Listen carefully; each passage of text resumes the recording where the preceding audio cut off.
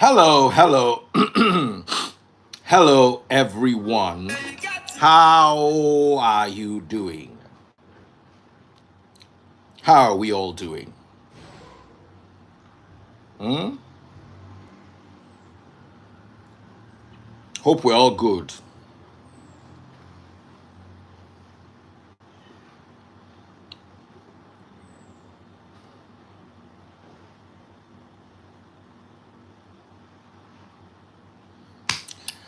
So, we all saw a video today. We all saw a video today, or a few days ago. Kamoru, how you there? Can you guys see me? Where a Nigerian man, supposedly a politician, was seen praying in tongues. I don't first do the video before I realize, say, if he be politician where I know.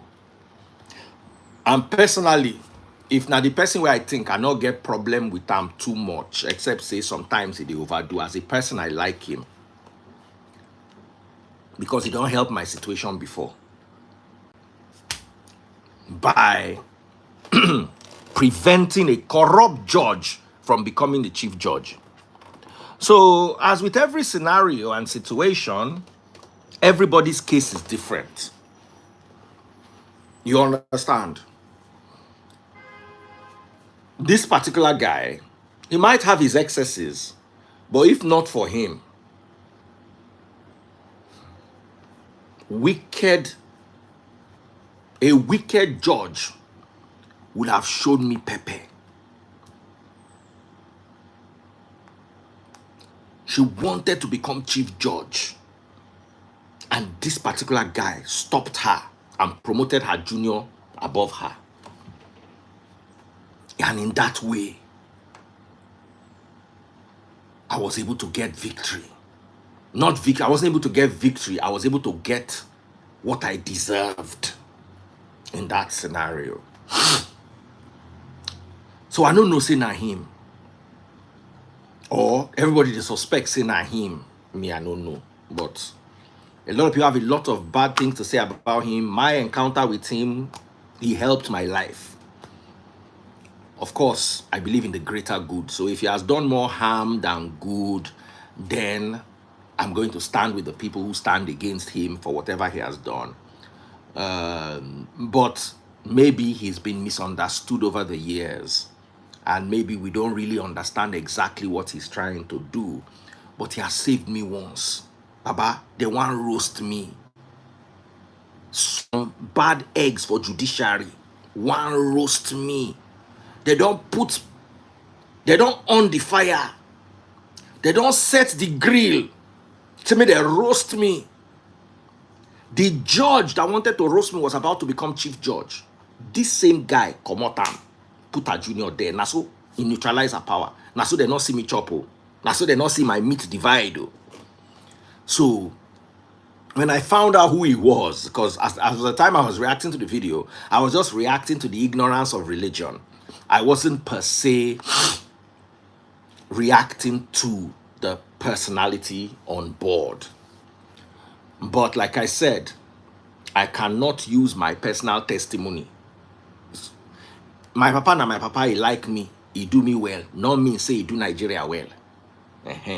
So as a speaker of truth who stands for the people, sometimes I must put my personal goals aside and personal victories aside and focus on the commonwealth with regards to goals in Nigeria. So I don't know which I smell, my nose just begin block. Anyway, let's talk about aviation. In the free nation, there's something we teach. Knowledge comes before prayer. The reason why you are praying is because you don't know what to do. If you knew that there was one injection or one button, you will not need to pray. The reason why you are praying is because you don't know what to do.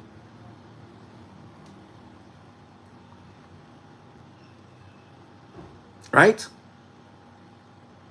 The reason why you are praying is because you have limited knowledge. Knowledge is among the top 10 things you need to have in the free nation. Prayer is not. Prayer does not make top 20. But in Nigeria, prayer is number one because we are ignorant. Now, let us talk about the situation that happened in the aircraft. Watching the aircraft, I did not watch it alone. I watched it alone, and I also called my ogas in the industry, people who fly aeroplane. I have many friends who are captains. And one of my friends is a captain. We've been friends since I flew in the jump seat with him. That's how we met.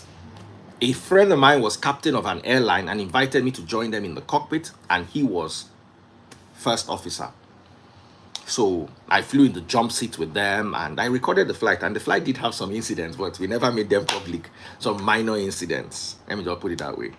So that's how I met him. That was 2016, so we've been friends for almost 10 years. And anytime I have challenges with regards to aviation, he's that one person I call and ask. I say, okay, what is happening here? What is happening here? How does this work? And all that. So we analyzed the video together. Without praising myself, I believe if I enter inside an aircraft, I can understand every scenario going on. Somebody sending me a message saying Jesus taught his disciples how to pray, and many times Jesus will go to solitary place and pray at night. So prayer is very important, but knowledge is also very important. You can't put prayer and knowledge together. Prayer, once you have attained a level of knowledge, you don't need prayer for that level again. Now, when you don't feel solve problem, now you pray. Once you don't pass that problem, if for instance now you want to make tea, you don't pray to make tea. Your boss says, imagine somebody hired you, Henry the Great, and says, okay, go and make me tea. You don't need prayer. It is when he says, go and pound yam for me, and you have never pounded yam before. It says, go and make lasagna. That's when you start praying, Father, Lord, oh my God, please help me. Because you have never made lasagna. The moment he gives you it's like telling a bricklayer, hey, there is a hole in that wall, patch it. He doesn't need prayer. It is when he doesn't know what to do. The situation is above him, above his pay grade. That is when prayer comes in. And if we look at when Christ, his name is not Jesus, by the way. Jesus is the colonial name your colonial masters gave him, so people will not have sense. His name is Yahushua HaMashiach. If you notice the time when he went to pray, it was because they wanted to crucify him. Do they want to crucify you? Prayer warrior. All those times I went alone to pray, now because of waiting they come, the whole world they in neck. You, the only problem when they give you, be say you get one daughter, you get one son, you get one wife, and you get mama and papa. You don't turn 8 sick like one mumu where they talk. Say if you have not spoken in tongues for 6 hours, there's something wrong with you. There's many things wrong with me. I cannot speak in tongues. I cannot even speak in tongues for 5 minutes, let alone 6 hours. But anyway, that's not the conversation now. Prayer is not among the top 10 most important things in your life. Whether you are Christian or Muslim, prayer is. Let me tell you, as a Christian, if you have not forgiven, you can't pray. If you are owing forgiveness, the Bible says before you pray, first forgive. So prayer is useless if without prayer, without forgiveness, you cannot pray. Is forgiveness not automatically more important than prayer? Automatically. Because forgiveness comes before prayer. And the knowledge that tells you that you must forgive before you pray is more important than both the forgiveness and the prayer. Because if you did not know, you would think you can pray without forgiveness.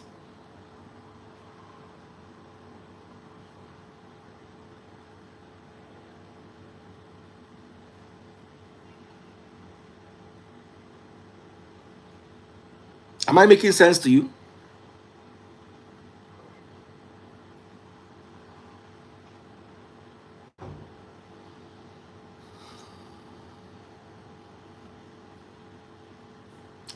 So what are the things that are more important than prayer?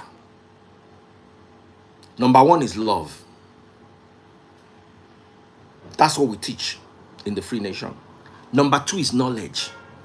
Number three is faith. Number four is actions. Number five is righteousness. Let me tell you what the Bible says. If you go with me to 1 Peter chapter 3 verse 12, it says, the eyes of the Lord watch over those who do right, but his ears are open to their prayers. But the Lord turns his face against those who do evil. John chapter 9 verse 31, we all know that God does not listen to sinners. He listens to the godly person who does his will. So if you are not righteous, whether it is righteous earned through the forgiveness of Christ or righteous earned through righteous living, your prayer is a waste of time. That's why prayer is not important. The real important things, obedience, forgiveness. Number 6 is forgiveness. Number 7 is obedience. Number 8 is discipline. A disciplined man needs less prayer. Discipline is more important than prayer. Let me tell you something here. Your papa get diabetes, your mama get diabetes. You have a healthy workout regime and you're on a healthy diet and you stick to your workout regime and you stick to your diet. You don't need to pray against that diabetes. Number 9 is justice and number 10 is mercy. These things are more important than prayer. But no, it is how to get yourself in a bad situation and start to pray and then believe God will answer you. The Bible is clear. God does not answer the prayers of the unrighteous. So first question is, are you righteous? Now let us go into the aviation story per se. Let us a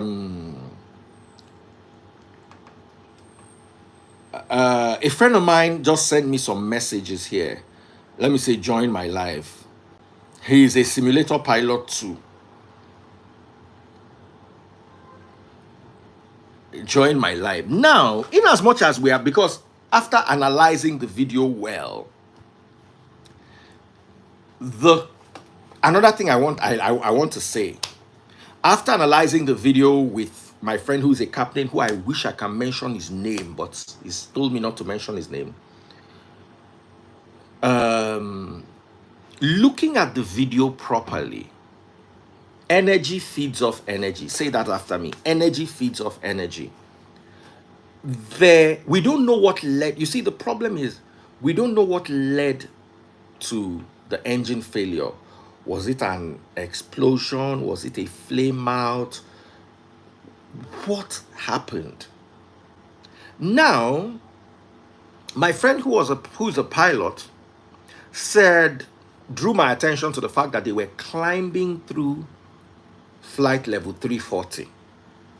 Now, what is flight level 340? Flight level 340 is 34,000 feet in layman's terms. So climbing through, now there's what you call, if we have a pilot here, if this gentleman does send me a request, this other gentleman, what's your handle? So I can talk about this with somebody who has understanding, so we can bounce off each other on IG. So there's what you call vertical speed. When a plane is cruising, it is cruising at 0 vertical speed. When it is descending at minus. And when it is climbing, it's climbing at plus 1,000, 3,000, 4,000, whatever it is. So the speed at which it is climbing up or coming down is what we call vertical speed, or VS. So if a plane is climbing at 3,000 vertical speeds, Johansson, so let me bring Johansson here.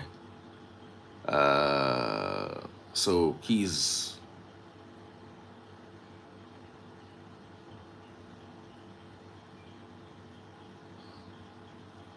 also a simulator pilot. Experience than I have. I can't see him. Johansson. Son. You go bring Johansson. Omo. I know Siamo. Okay, I see send request. Okay, yeah, I don't see him. So I've sent a request. It can't be a bird strike at flight level 340. Impossible. Birds don't fly that high.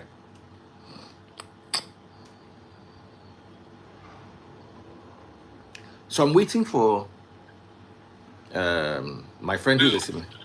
Johansson, how you doing, brother? I'm fine, good. I didn't want to go through this alone so I don't make any mistakes.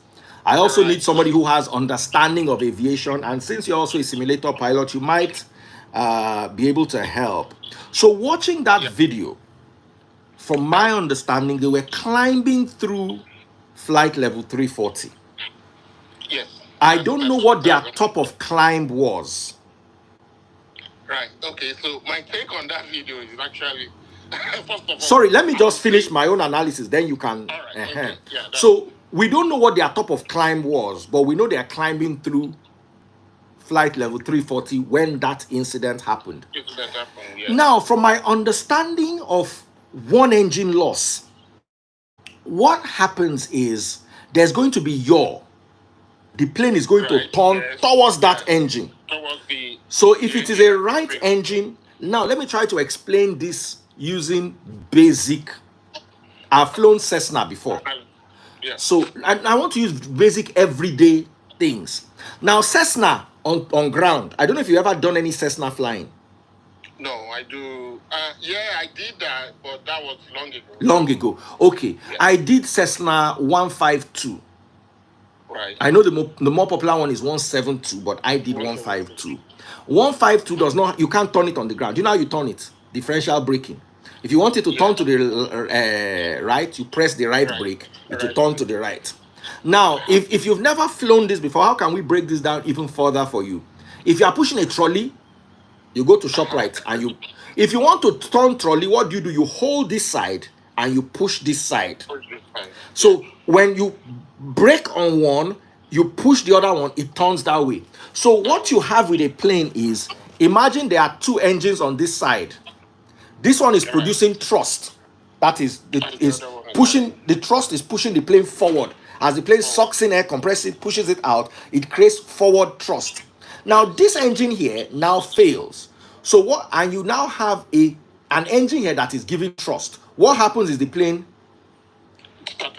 starts to yaw towards that angle, and sometimes pitch towards that angle too, depending on the situation. Now, if you are climbing at a vertical speed of 3,000, and you lose an engine, the first thing that is going to happen is the plane is first going to stop, and then it's going to start coming down. You can literally enter a nosedive.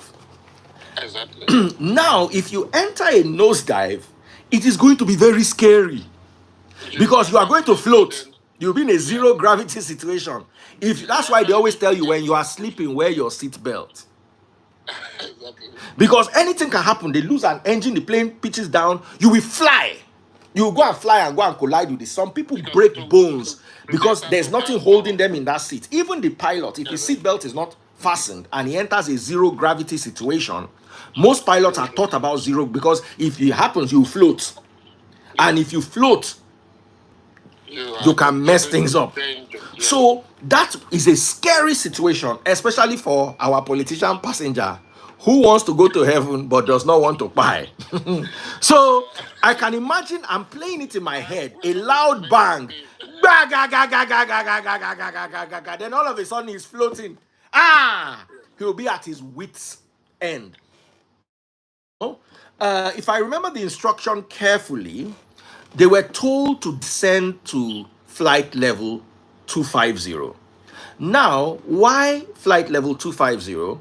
Because just in case they have another flame out, or just in case they have loss of pressure, they are able to come down quicker to... Yeah, but I think most is usually going to 250 will be to restart the failed engine. What if the engine exploded? There are some engine situations that what if the engine has a fire and you are manually even put it out and then use extinguisher inside the engine? They will use the extinguisher to do that, and then need to come below maybe 25,000 feet. Perhaps what I should be thinking is that maybe there is a nearby airport. If it is in Nigerian airspace, they should be thinking of getting that plane down as soon as possible. Yeah, but the noise from the back doesn't help anyway, because the way the gentleman was shouting and praying, I think they should have shut the cockpit door. Now, private jets have an open door policy. Yeah.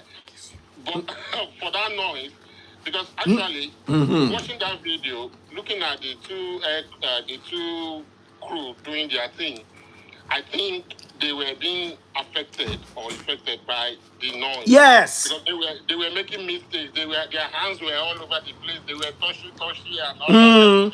And we don't know who is in command. Now, another thing is the plane, the emergency knocked out the autopilot. Yeah, well, but we wouldn't be able to see that. No, it was there because the captain was asking for autopilot. Oh, right, okay. So once the captain is calling out for autopilot, it means it's either they turned off the autopilot or the autopilot was knocked off, which shouldn't be the case in a failed engine.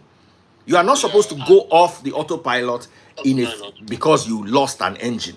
So whatever happened, we don't know. I wish the pilots can come and clear the air and tell us what happened. They won't do that. But they've already released the video. Who asked them to release video? So as they don't release video now, maybe they can't tell us what happened. No, that video will be from private entity. No, I think it's the cabin crew.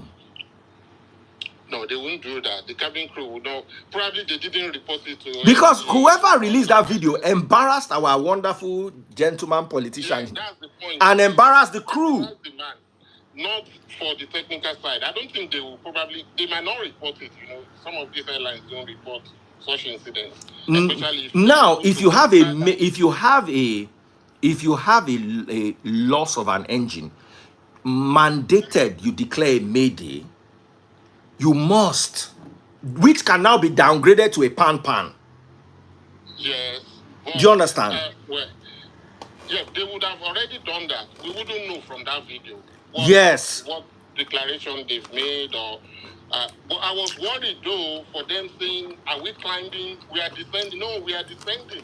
I think they are kind of their spatial awareness is not there, or they are disoriented. Yes. Now that disorientation can happen. Then also, we can mistake the voice of the control ATC for the voice of the pilot.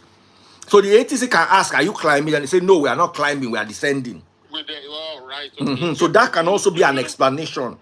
But we shouldn't. I thought it is the thing between the two crews. We don't know their voices. Like for instance, as I don't know your voice, I don't know my voice. Yes. If we hear a dialogue, even if they don't show our faces, we're gonna say, "Okay, Johansson said this, Daddy Free said this." Yeah, but we shouldn't be able to hear the traffic controller's voice on that radio. In that frequency. We shouldn't, because we shouldn't be able. Which of the videos did you watch? Can you send to me, to my WhatsApp? All right. Maybe you have a more detailed video than I have. Yeah, because they were like kind of saying, "No, we are descending. Where the information is, we are." Now, also remember that if you are flying vertical speed 0, the difference between ascending and descending is the plane does like this. Yeah. You understand? Because the attitude of the plane can also be affected by all this drama and dilemma. Yeah. Okay, so somebody said let's one person finish talking. So I want you, Mr. Johansson, to finish saying what you want to say. Guys, make una con chop goat leg and pium, a River State delicacy that my wife makes so well. I'm listening to you, brother. What part of Nigeria are you from? I'm from Lagos. I'm from Ogun State. I'm from Lagos. Oh, okay. So you don't go understand pium. I wouldn't know. No. Yeah, so what I'm saying is that, basically, their hands were all over the place. They seem not to be doing the right CRM. I mean, who is actually flying the airplane? Who is talking to the controller? So they were just both doing the same thing. and then probably they might just lose guard of what is actually the last thing somebody has done. They might end up switching off the working engine in that kind of situation they were doing. Yeah. Especially with their hands. The captain was touching, and then the other guy too touched it. No, they shouldn't be doing that. That has led to so many crashes in the past. And yeah. Now, the captain seemed more in control. The first officer panicked. Yeah, but so he should have said, well, perhaps he would have done that. He should have declared that I'm flying. I'm in charge. I'm in command. Control is mine. Yeah, and that will just mandate the first officer to be dealing with the traffic controller, to be saying this is what we are trying to do. We're trying to start the engine. We are coming back to land, or give us the vectors to the nearest airport. That kind of thing. But maybe the video wouldn't tell us that. Yes.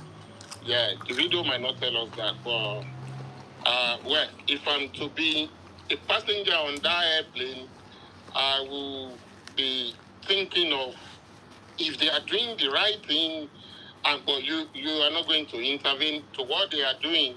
So the gentleman shouting could have done so well by keeping quiet and let them do their Now, thing. somebody said to me, somebody said to me on Linda Ikeji's blog, Daddy, please, if this happens to you, will you not pray?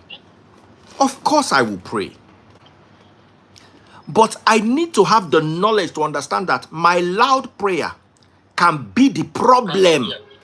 To the I can block out the sound. You see, my let me tell you, when I'm driving, for instance, I'm driving at night and the road is not safe, I don't want to hear anything. I don't want to hear music. I want to coming into my ears or my eyes be the situation. So for your awareness, yes. You understand?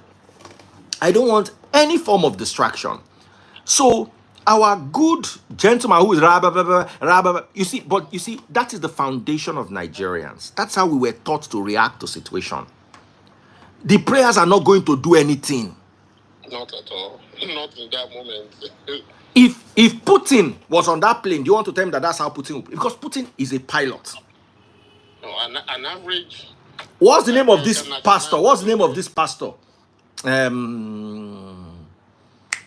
American pastor that has many jets. Let me Google him. He's very popular. I don't like him. I don't follow his sermons. American pastor pilot.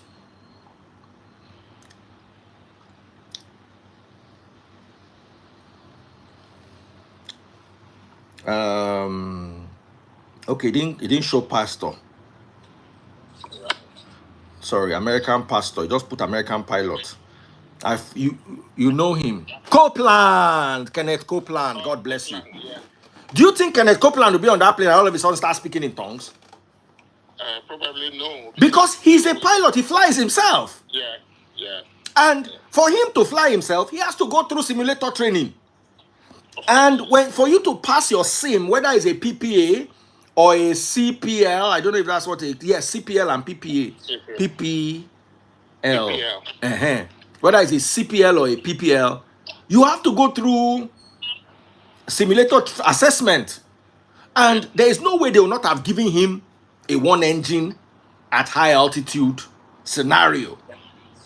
You understand? So even if he's going to pray, he's going to know that the pilots need a certain level. He might even offer them, he might ask them what's going on. Or he might go to the cockpit. Do you understand?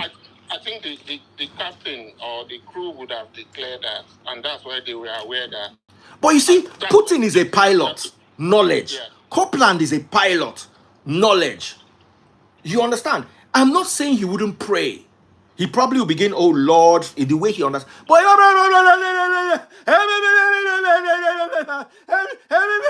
no. You understand?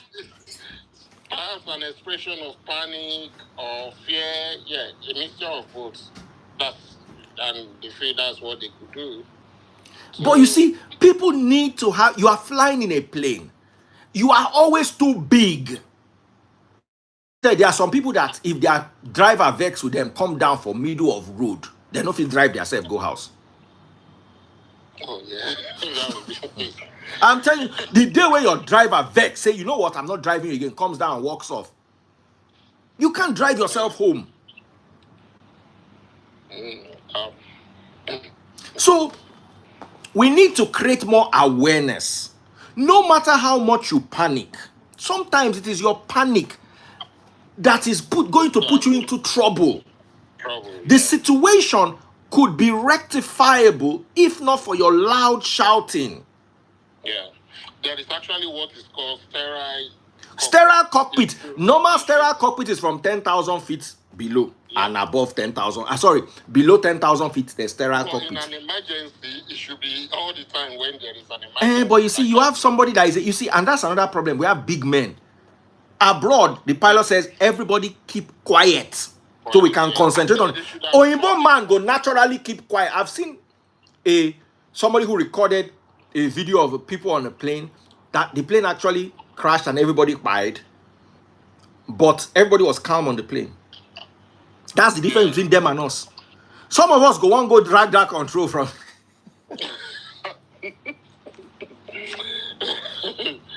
Yeah, it is. Perhaps lack of knowledge, or it's not perhaps. Lack of knowledge is one of our biggest problems in Nigeria, and religion is right there at the center of lack of knowledge. No matter how you try to run it, religion is right there at the epicenter of lack of knowledge. All right, we have somebody with us. This person no can't get light. Can you imagine? You send me requests, you not get data. Yeah, that is crazy. I'm trying to bring more people on so we can have a more robust conversation.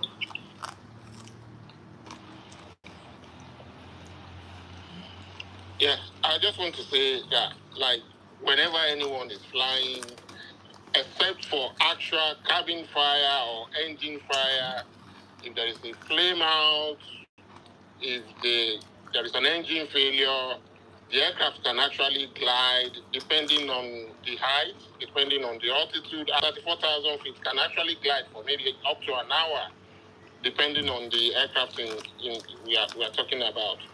Say, let's say, a minute for 1,000 feet. So that's a lot of allowance for them to make it down to an airstrip or put it down on water or clear land. They even have one engine. With one engine, do you know how far you can fly? Yeah, they could actually just, You can even continue the journey most of the time, or at least find the nearest with one engine. Last week, I was reading the accident report for the Ghana air crash. I don't know if you know about it. In 2012. What was the accident report? Yeah, I was reading it last week, and it actually says that. So that thing shouldn't have happened.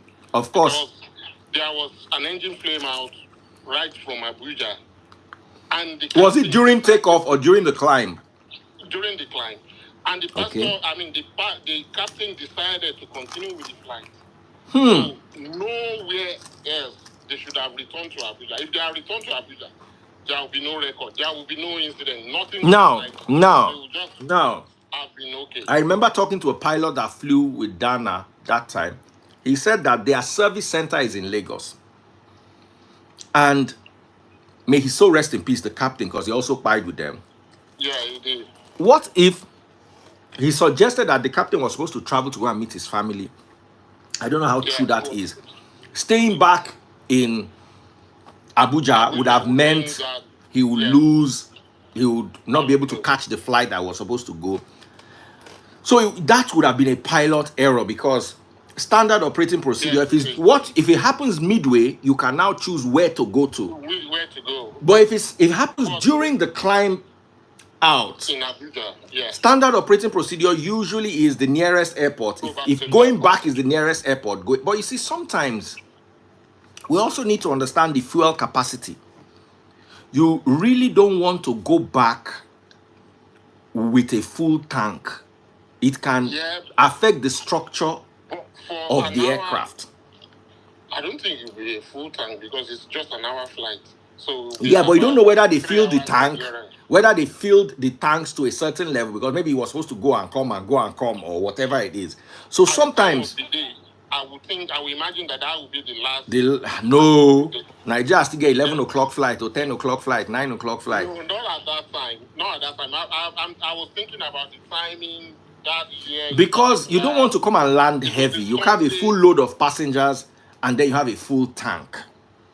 Yeah, but it is actually a better risk than just continuing the journey.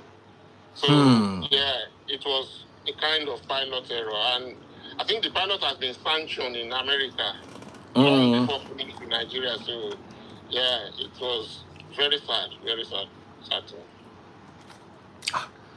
I want to bring more people. I don't want to be the only one talking about this. Wale wa just goat leg. Òun ló dùn jù láyé. Let's go, guys. I'm listening to you, Wale. Go ahead. I'm not a specialist, but I do have a basic knowledge of, flying all over the world. The thing with our people is no disrespect here. Once we exhaust our mental capability, the next thing we resort is prayers. Or there is no even mental capability at all. And this, I don't know how, because it spans across most of our, dealings. There are little things that could have been caused by normal, natural, events. We begin to attach it to spiritual attacks or something. Then we dive into prayers and all that stuff. Don't get me wrong, prayers work. But I only try to, at that point, if I feel like it's really between fire and living, just make a little, ask him for forgiveness and say, hopefully, then brace up into action. And also, I want to say this. I'm not a specialist. I read a few things about aviation. A plane can fly on one engine. Absolutely. I think all that pilot needs is a rudder, huh? You agree with me, right? It can. Exactly. But what if the second engine goes off? It looked like the plane was just taking off. So they are not too far from the airport. No. Come on, guys. Flight level 340, they don't work out. They don't work out. Come on, guys. They'll be quite close to their top of climb, actually. Yeah. And it's a local flight within Nigeria. We don't know. Well, we might it is an international flight. Usually international flights climb slower. Because they have more fuel. So the planes are heavier. So you are climbing at a lower vertical speed because you have a long distance ahead of you. Know where you're running to. But local flights, they tend to quickly try to get to their top of climb as soon as possible, begin their cruise, and then begin their descent.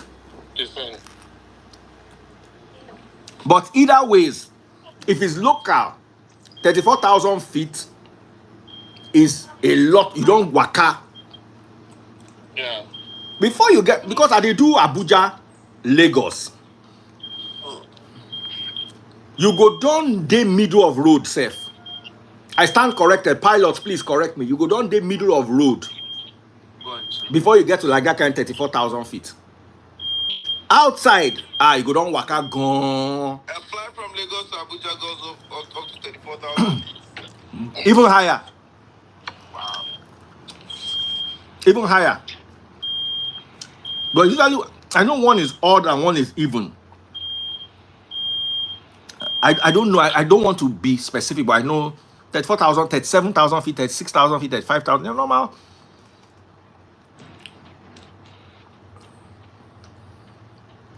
Someone say, in that situation, what else? I'll pray for my children and then my family. You are the one we are talking to here today.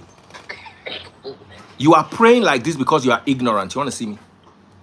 Yeah, do you know that there was a time I got on a plane between New York and Nevada. And there was this real terrible turbulence. And I was, of course, I was, frightened. No? But right beside me was a retired captain, seated, an old man. Never knew because we'd never even interacted getting on the plane. Hmm? And it got to a Is point, already? that thing continued for close to, 5 minutes, straight 5 minutes of heavy turbulence. Then the man told me, do I know that a plane can clap? I said, clap out. With the He said, wings. the plane can, fold, that the wings can bend that much. That this is just, as no, he told me he was flying a 747 for at least 31 years. Hmm. And I Jumbo said, jet. man, That's I mean, queen of at the that sky. moment, I just said, okay, this is fine. This is fine. So, Hmm. all that, it's not that bad, really, at times, but because, our people, once again, we always, are thrown into this shock mode and we begin to, cast and bind, and it becomes a big distraction for the entire, crew and even the pilot and co-pilot. But of course, in that moment, I guess Nigerians or our people in general would want to, quickly, ask for forgiveness and or cast and bind the devil that would, Hmm. if it was me, I said it earlier, somebody's Got asking, nothing I'm to going do to with say the a prayer devil. and trust the man, piloting the plane. I'm not a specialist. If they say it's driving, can you do something? I'll probably come. I've seen a simulator pilot save the day before on a real life plane. Hmm. Yes. What happened? I think there was a bed strike. Mm-hmm. Then that particular captain wasn't supposed to be on schedule, and they Hmm. said it was on this medication. I don't know what that medication was for. And before the takeoff, I wasn't on the plane. Hmm. Before the takeoff, he had announced that for the most part of the journey, the co-pilot or what do you call him, second captain, would be, interacting with First the officer. passengers and the first officer will be interacting and all that. And I mean, he literally told them what will be happening. But of course, with the bed strike, something happened to the engine. They kind of lost control. And that first captain, Abi Weber, that dude was probably fresh from the aviation school in Hmm. Florida. Now, the situation got out of hand, and they announced to, the passengers what's going on, trying to tell them they are communicating with the tower, how they can get help. But in the meantime, there's a pilot on the aircraft to come forward. But somebody stood up, an Indian guy said he's a simulator pilot. I said, at first people started yelling at him according to the guy that was narrating the story. That What happened to simulator the captain? Did he pass out or something? I think He was passed under out. medication. He was under medication. He wasn't scheduled at all, but something happened. Now, the Indian dude that happens to be a simulator pilot saved the day. He never really. Yeah, it's the same. It's the same thing. You need to. So the simulator is just to save you burning fuel to fly the real thing. Mm-hmm. So it is the same. It is basically the same. It will get them on ground. It did. Yeah. I think that airline, even according to the dude, I think the airline offered him a job. That look, it is, you said those, insurance that will hit them, all that big stuff coming their way, and the guy was able to, help.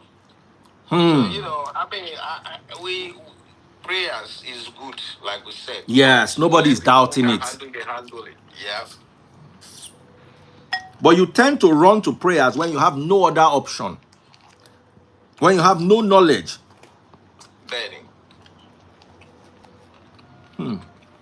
Jala, what is the matter? Come here. I'm trying to call a captain to see if he can join us. I don't know whether I go agree. Two captains, a lady and a guy. But nobody wants.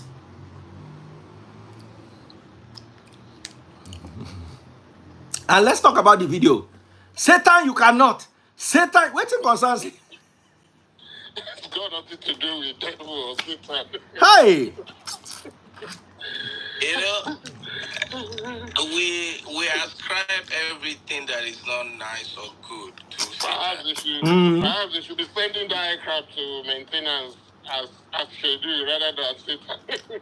Ah. Yeah. got nothing to do with it. No. This thing pained me. I wanted to bring Jiga is not around. Can anybody tag Jiga Collins? I want us to have a robust conversation. Everybody is afraid to talk. You see, one thing with us is you don't know until you ask. When we had that pastor with the content creator episode, I made sure I invited 2 lawyers. Wale was one of them. Belinda was one of them. Yeah. In reference to that, I was on here with Belinda. You know, we didn't agree on the fact that, you see, I was telling her we're only working with the facts we have at hand at that time. I didn't say that man cannot approach a court. Anybody can. As a matter of fact, there's something we call vexatious lawsuits. And I told her that day that if he does, if I was on the defense, if that dude was sued, I would ensure that that matter would not even last 10 minutes in the court. And you see, after he gave his own side of the testimony or the, fact, it was obvious there was nothing really that is, can be, classified as a threat from that dude's side. So, I'm not a biased person. As a matter of fact, I'm not a religious. I am a Muslim and I pray, but I'm not saying into anything.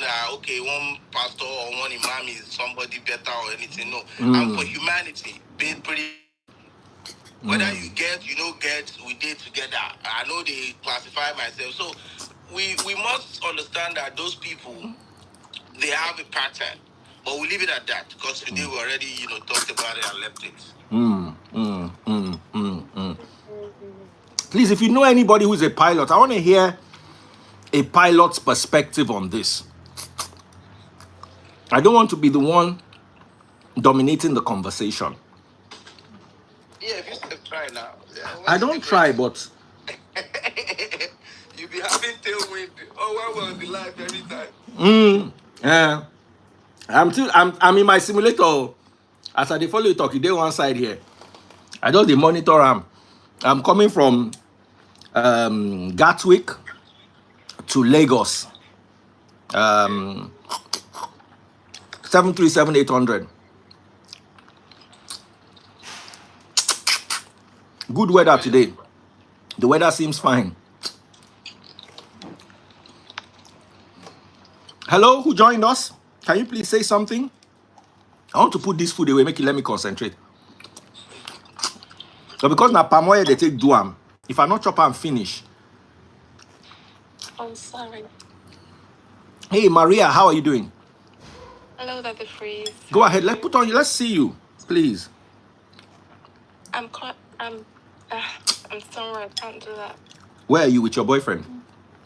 Oh, Maria from Chad. Where are you, Maria? I'm in UK. Yeah, but as in, where are you that you can't talk? Somewhere. Can I land the 737? I believe I should be able to.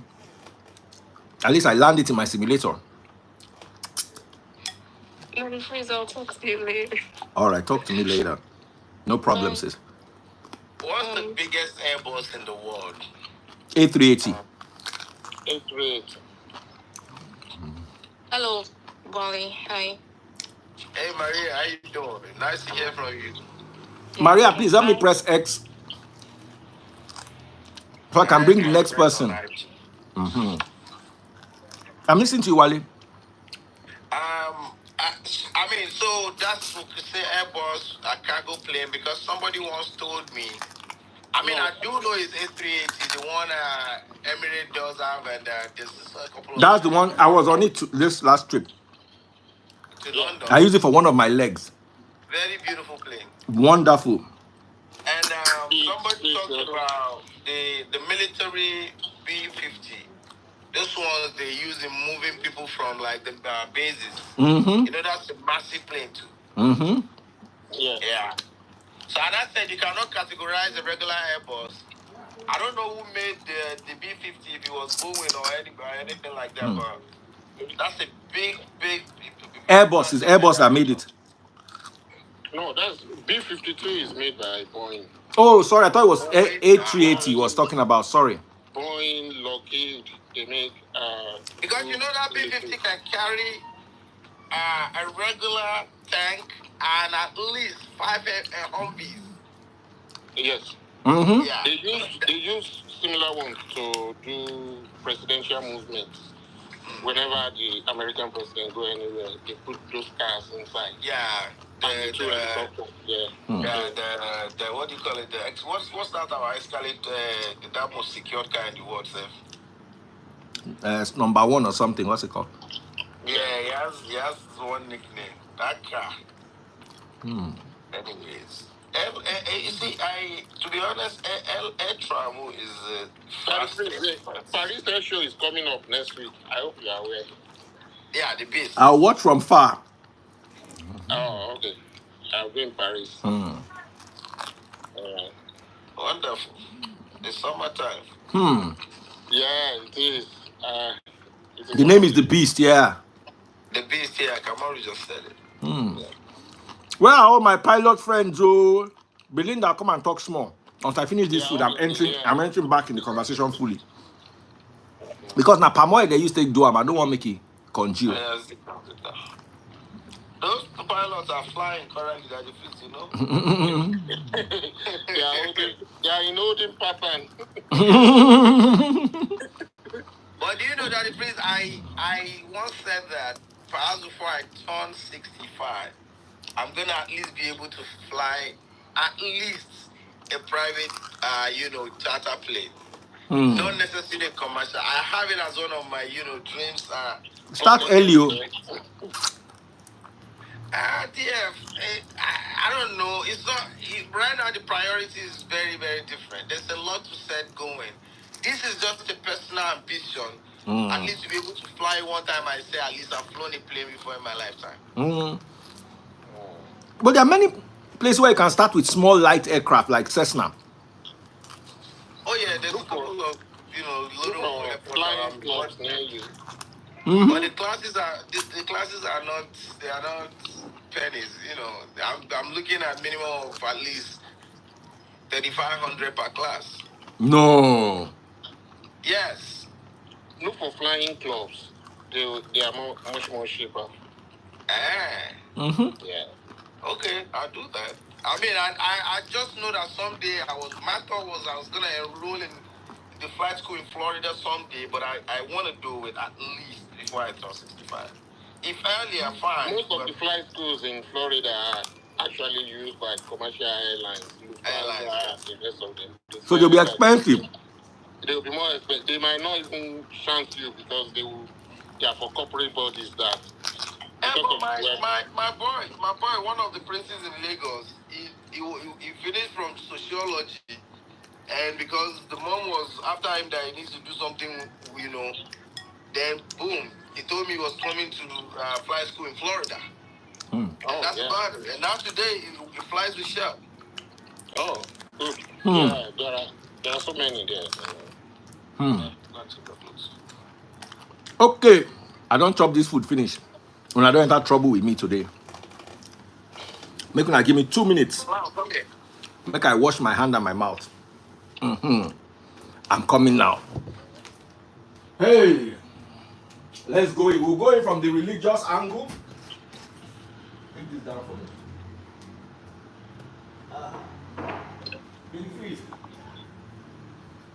If we say his name now, Ice Cube.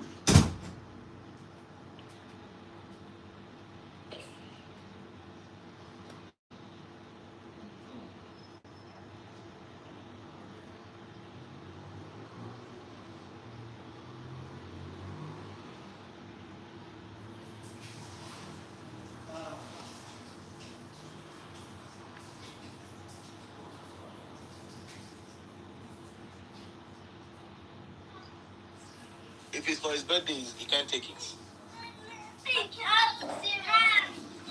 Your mother said these snacks are for your birthday, so you can't.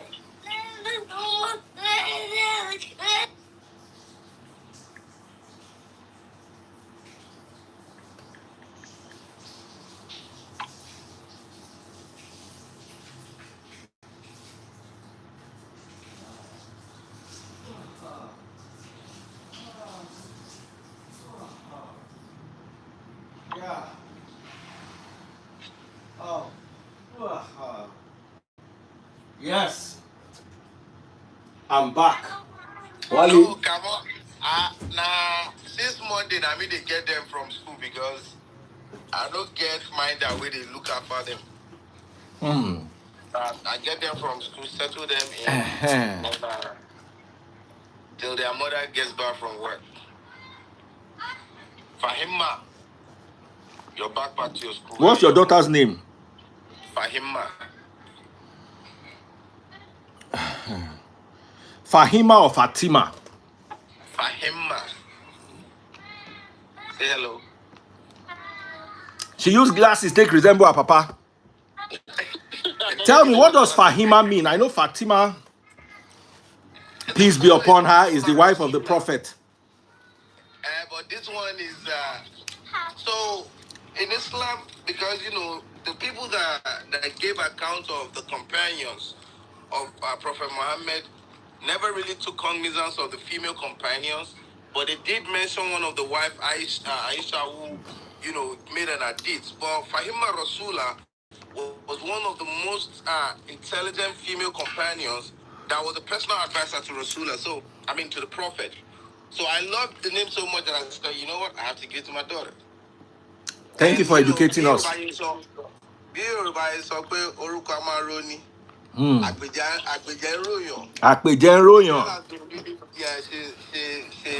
she got this thing.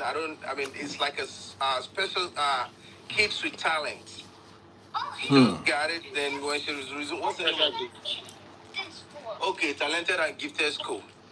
So they correct you, say, Baba, don't go missing. So, welcome back. I know they're distracted by the food again. I want to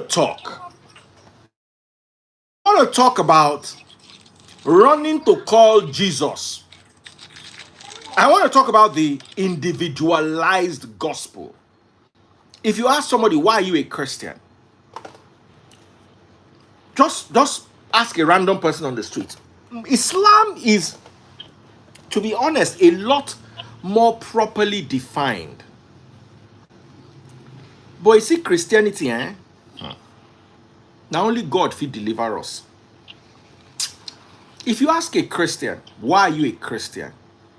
Why do you pray? They say, because prayer works for me. Why are you a Christian? Because Jesus is there for me. It is always about me, me, me. You will never hear because Christianity changed the world. Because Christianity made the world a better place. You will never hear because I am kinder as a Christian. Christianity made me a better person. It is because God answers their prayers. And that makes an individualistic religion. If the religion is based on you. Now, let me mess with you here. Just know that in everything in life, somebody got it better. As long as you became second, there was first. When you, out of 100 people, if you come fifth, you have done well. Like Dangote has done well. Dangote is the richest black man alive. Dangote is now up to top 100 in the world. So if Dangote says God did it for him, waiting Elon Musk will come talk. Waiting Bill Gates, that was number one for 30 years. Bill Gates was the richest man in the world for 30 straight years. Waiting him go talk. So one of the biggest problems with religion is when you ask, especially Nigerian religion, if you go to Saudi, a friend of mine who's a Christian works in Saudi, and he said the people are very hospitable to him.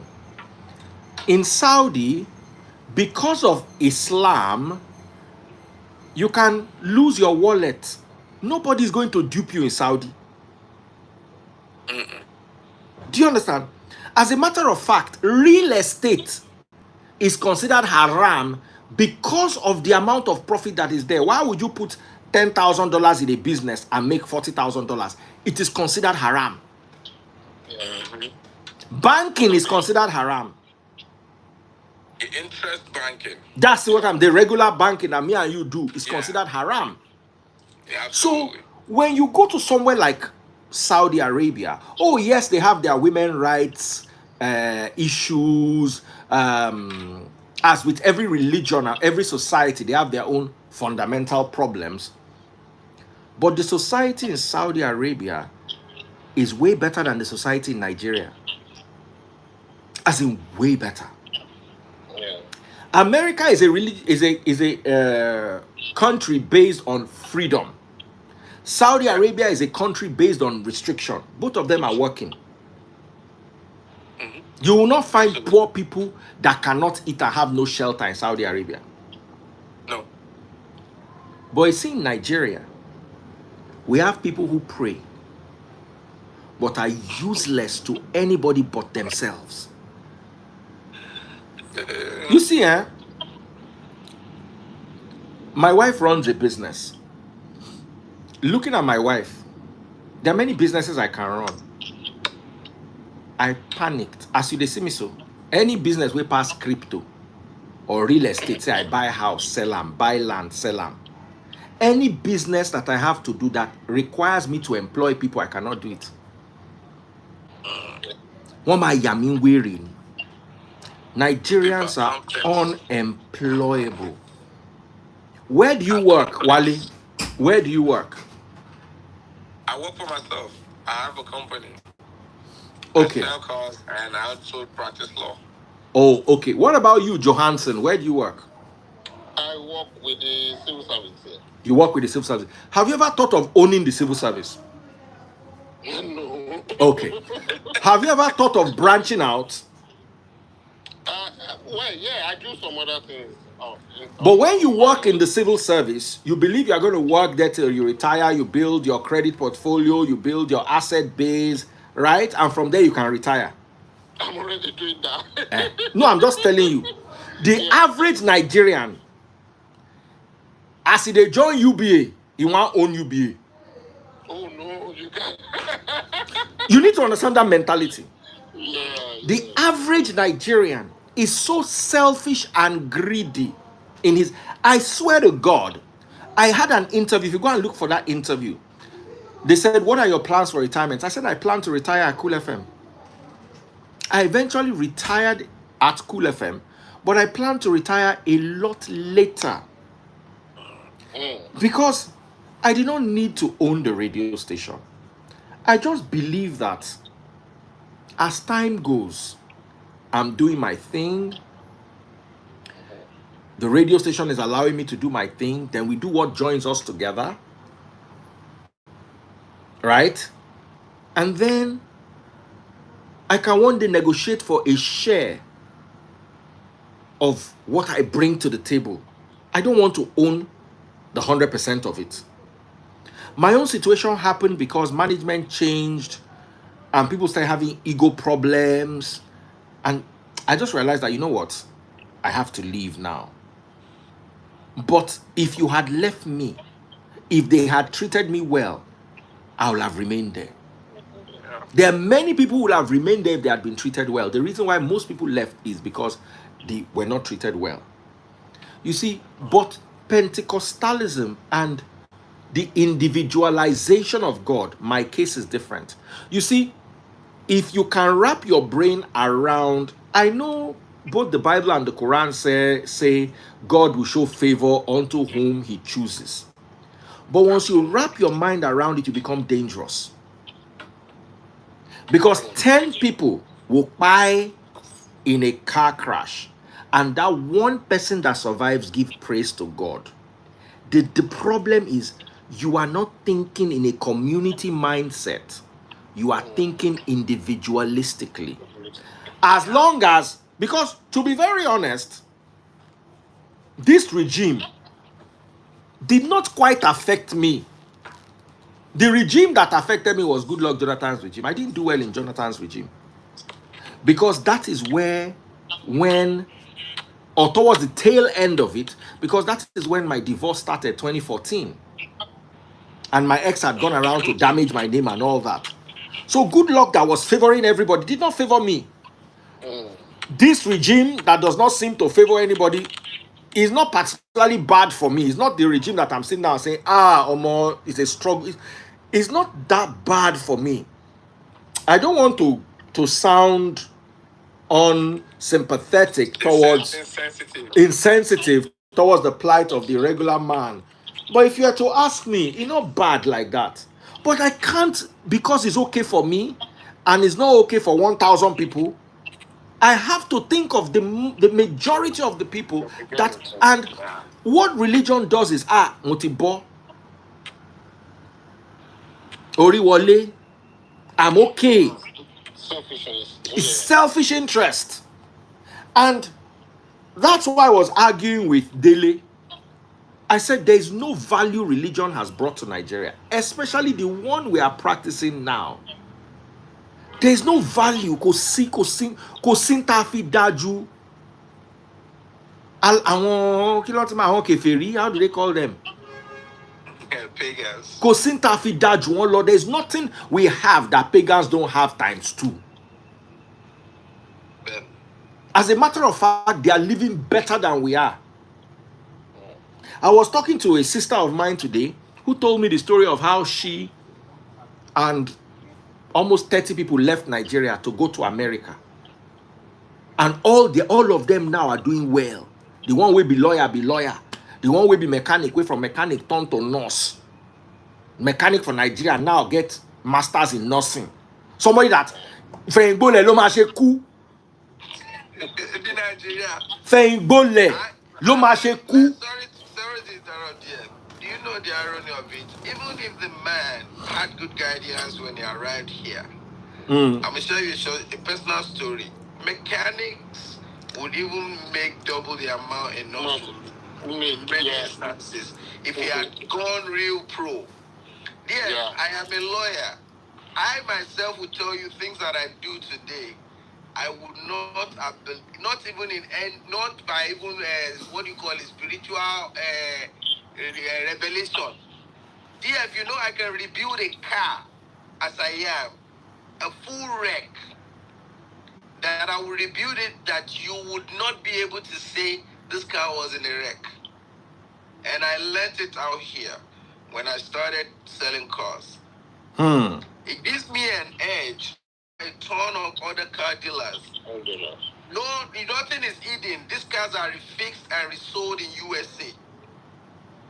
You understand me? So, well, religion, my boss of blessed memory said something. He said religion is a means of control. If you do not have a thing, because your mind, it is only your mind that can cage you up from, doing things as you so will or wish.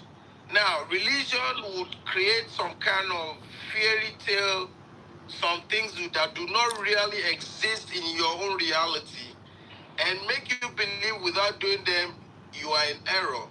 And by doing them, there's a reward waiting for you somewhere you don't even know what it looks like. Now, this will be a big, circle or a guidance till the end of time for that individual. Like I said earlier, I am a Muslim.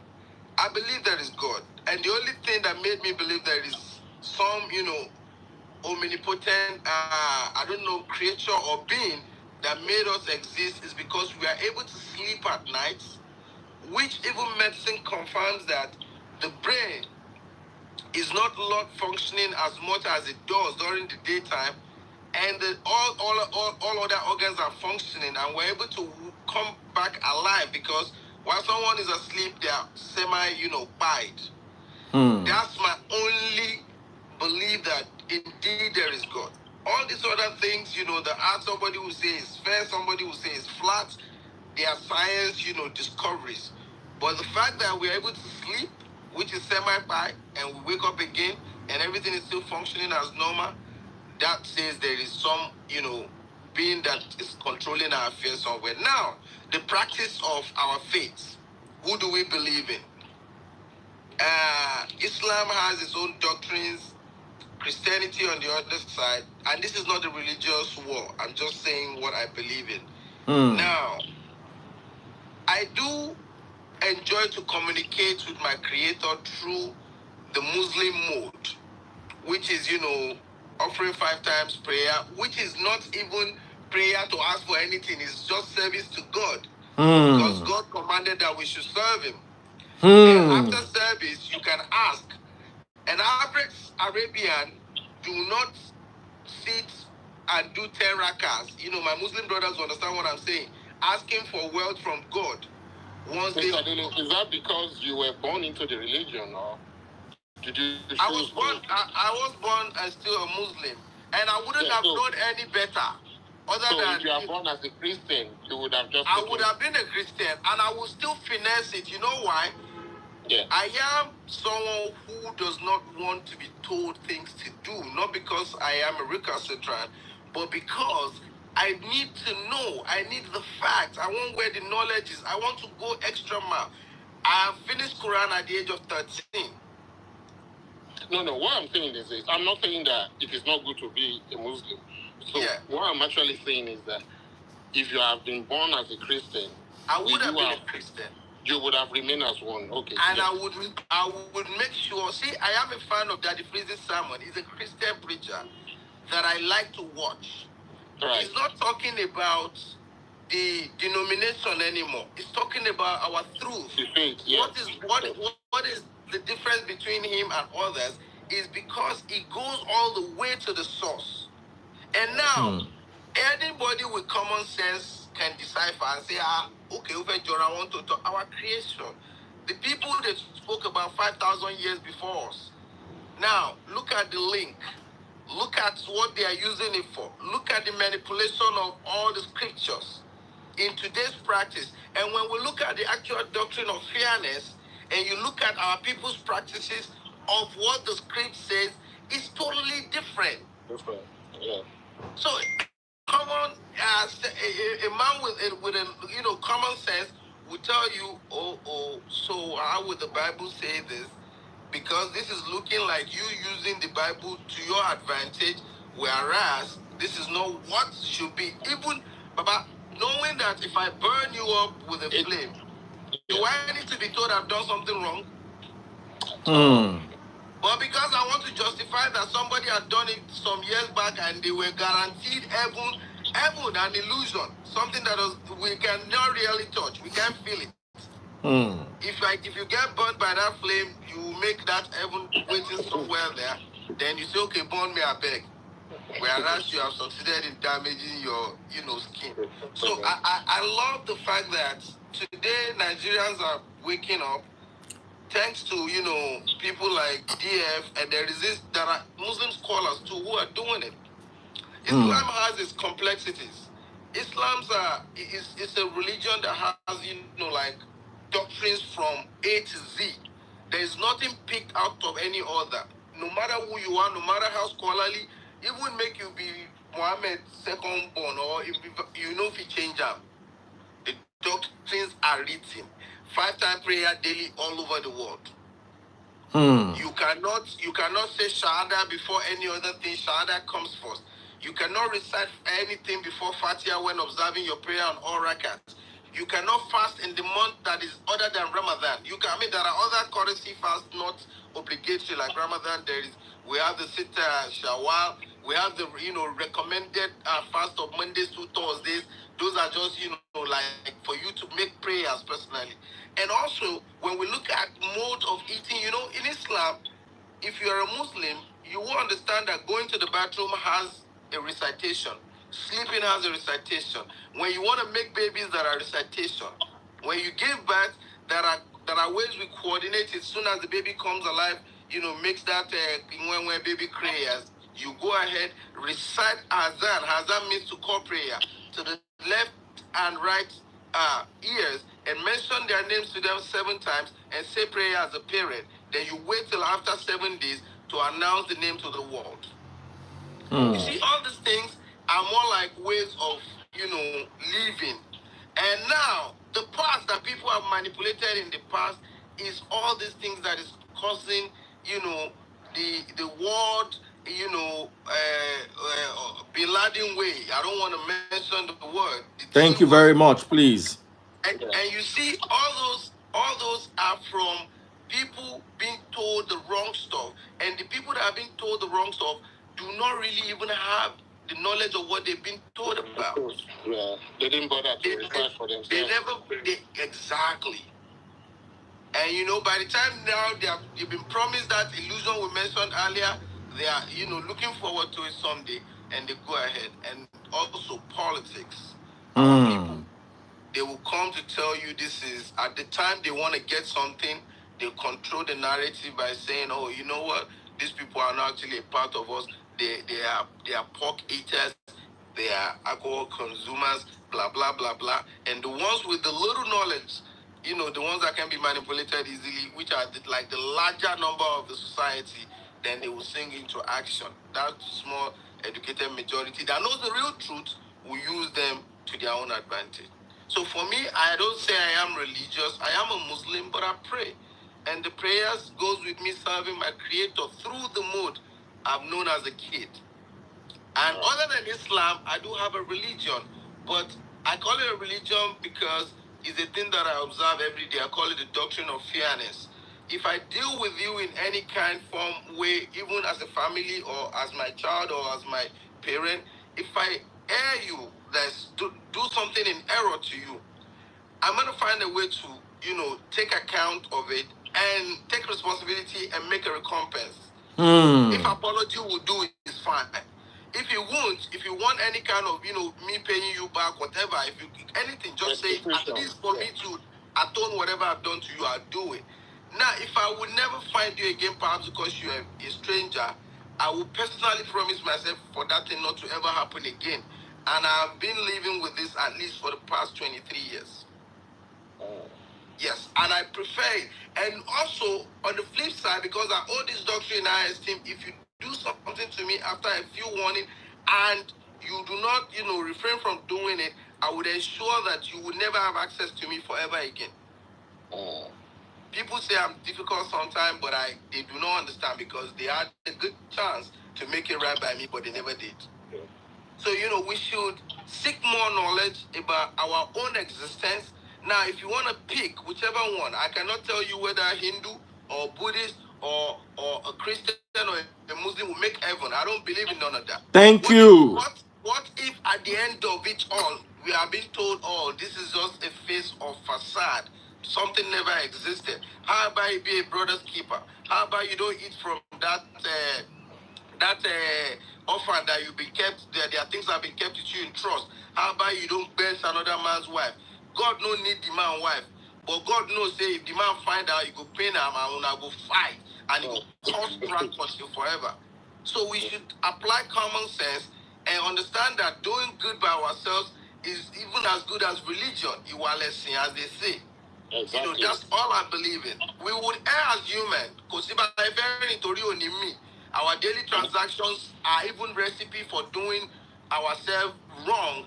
But can we make it right if they ever, know, or even your mind told you? Okay, let me give you a clear instance. Recently, I went to a store because I stopped smoking actual tobacco in the last 3 years.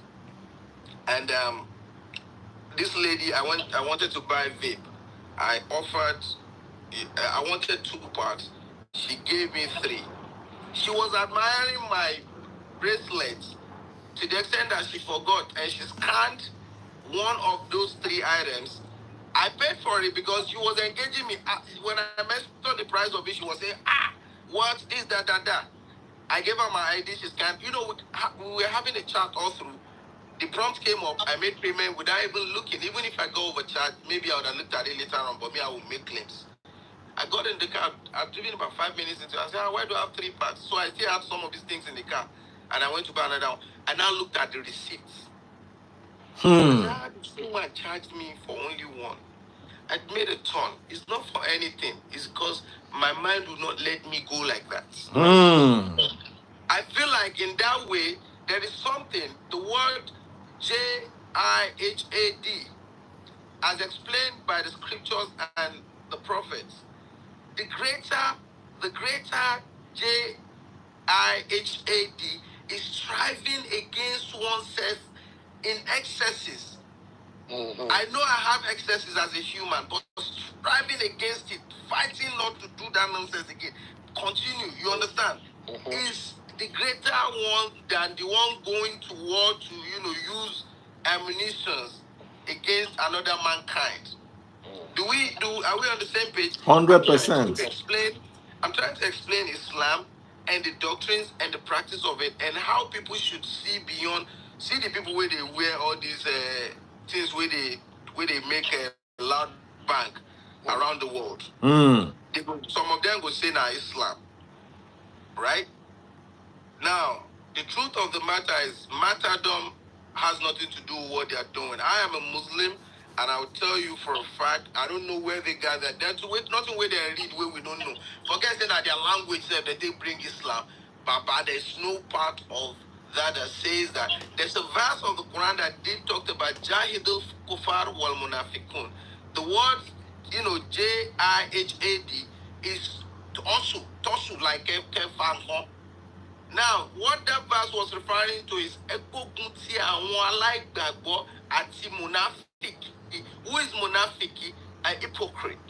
So, Baba, in this little explanation, munafiki aláìgbàgbọ́ at the time referred to in the Quran was the idolaters and people that were fighting the prophet. Do you understand what I mean? So how today is the Western Bloc and the, Middle Easterners raising all this bank stuff, talking about who is the Munafik here, who is the unbeliever. So we need to really understand our religion before even starting it. I don't care how old you are. If you are 50 and you've been practicing Christianity with that small or little knowledge, please go and learn it. Dedicate your life to learning it. Thank you. Right. When you know it right, perhaps if truly we are offering service to our Creator, then you would be able to serve Him right rather than doing, this follow. Sir, how is it hard for Muslims to forgive? It's not a Muslim thing or... Baba, you see, it's just like saying Olumba are Christians. You see, we need to understand, let me tell you, we need to understand that prejudice is a very, very serious thing. Sometimes we look at people. Can anybody give me 40K? Go and ask your father at home. Collect rapture in the meantime. I don't know you before. You want to collect 40K. 40K call. 40L ni. You see, when people look at Boko Haram, Boko H, they see that as that's what Islam is. No. You see, a proper Muslim is raised in love. Forget the Northerners. Northern Nigeria is not a representation of Islam. No, it's not. The whole Northern Nigeria, they are not a represent. Don't look at them and say that's how Muslims are. If you want to look at Muslims, go and look at the people in Saudi. Ben. Nigerian, everything is different. So when you hear Islam, what comes to your mind is Nigeria. You define Islam according to your understanding of Nigeria. Okay, I never enter my descent. I just this thing, the thing just they fly, they go. My journey is still fast more. You have enough fuel for that? Now my fuel, I won't go check. Yeah. I have fuel, but my journey is still far. I have 8.5 tons on each of the wing tanks, and I have 4.8 tons in my middle tank. So my journey is still far. Continue, my brother. So what I wanted to say is Nigerians define everything differently. Even this Pentecostal Christianity is a totally different definition if you go abroad. Nigerian, when When a Nigerian brings, let me tell you my father's story. My father's name is Gani. So they used to call my father Gani to go. One lo gobi Gani. Wani Gani le moge de no oso. Now you know what be oso? Oso na monkey trap. Where they put banana inside. Now how does it work? They will put the trap, they will put banana inside. Then the hunter will put his hand inside and remove banana and eat. Put his hand inside, move another banana and eat. Then tie the trap very tight so that the monkey's hand can enter. But if the monkey holds the banana, the monkey no go fit bring the hand out. You understand? So instead of make the monkey leave the banana, run, the monkey will hold the banana till they catch and they fire. So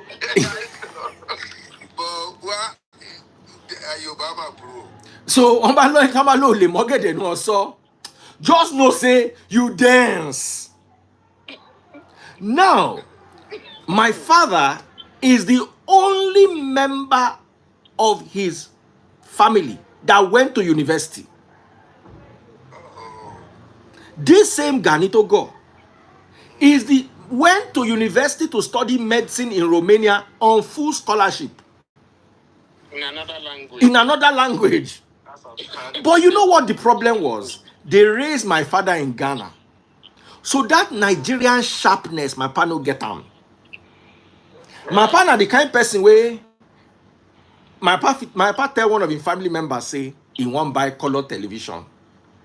The family member say, you just begin work. Why you go spend 1,000 naira to buy color television? Why not buy black and white? TB pelebe more leje. Use 500 naira and buy black and white first. And my pa believe him. 2 weeks later he come. The family member say, make my pa borrow him 500 naira. He don't know, say, as he give my father advice, 500 naira remain for his hand. And my father did not think anything of it. He carried the 500 naira and gave him. Till today. So, Nigerian, what we consider Nigerian sense. Because my father was raised more in Ghana. When he came to going to school, my father was top of his class. Do you know what it is? When I was doing poor in school, one day my father carried me go Romania, go meet a professor. The professor looked at me and said, I hope you are like your father, me where the disgraced family steady. I hope you are like your father. Your father was my best student in anatomy. Wow. My papa go Romania, learn their language, be their best students.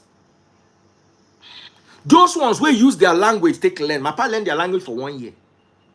Ended up being their best students in anatomy. My papa parents not get money to give them to buy those expensive medical books. One of his roommates gets those very expensive medical books. So the guy just use and decorate a library. So my papa asked and say, "Shey if they read the books?" The guy say no problem. Now so my papa begin to read the books. And if me, I know what I feel read, I can imagine my father. Omo. They say one day they come to class, they ask them quiz. They ask the guy a question, the guy no know. They ask my papa no. They ask the guy another question, the guy no know. They ask the my papa explain now, break him down. Now the lecturer come look the guy say, that book Gani is reading, go and borrow it from him. Meanwhile, now my papa borrowing book. Baba, every single person that my father has treated as a doctor, including my rich friends when we're in Ibadan, all said my father was the best doctor that they've ever had. He's old now, he's 80, so that same my papa among his family members, none of them get OND. Some of them not even finish school SAT. But they look at him and see not get sense. Why? Because they were raised in Nigeria while he was raised in Ghana. So that, how much dey your hand na 500 naira? Niger man no go tell you. So they go come look you. where they talk, they can look you like say you stupid. What a Nigerian man considers sharpness is is a crime. No can say, no be say we sharp. Nah, Okwalumo Koroi Connie. God will bless you. Let me tell you one thing I learned from my father. Me, as I was growing up, I used to taunt my father. There's one thing my father told. My father get wisdom, he just stubborn. But they know they see in wisdom. Now, because say no sharp like them into their conny ways. No, they do a jagba.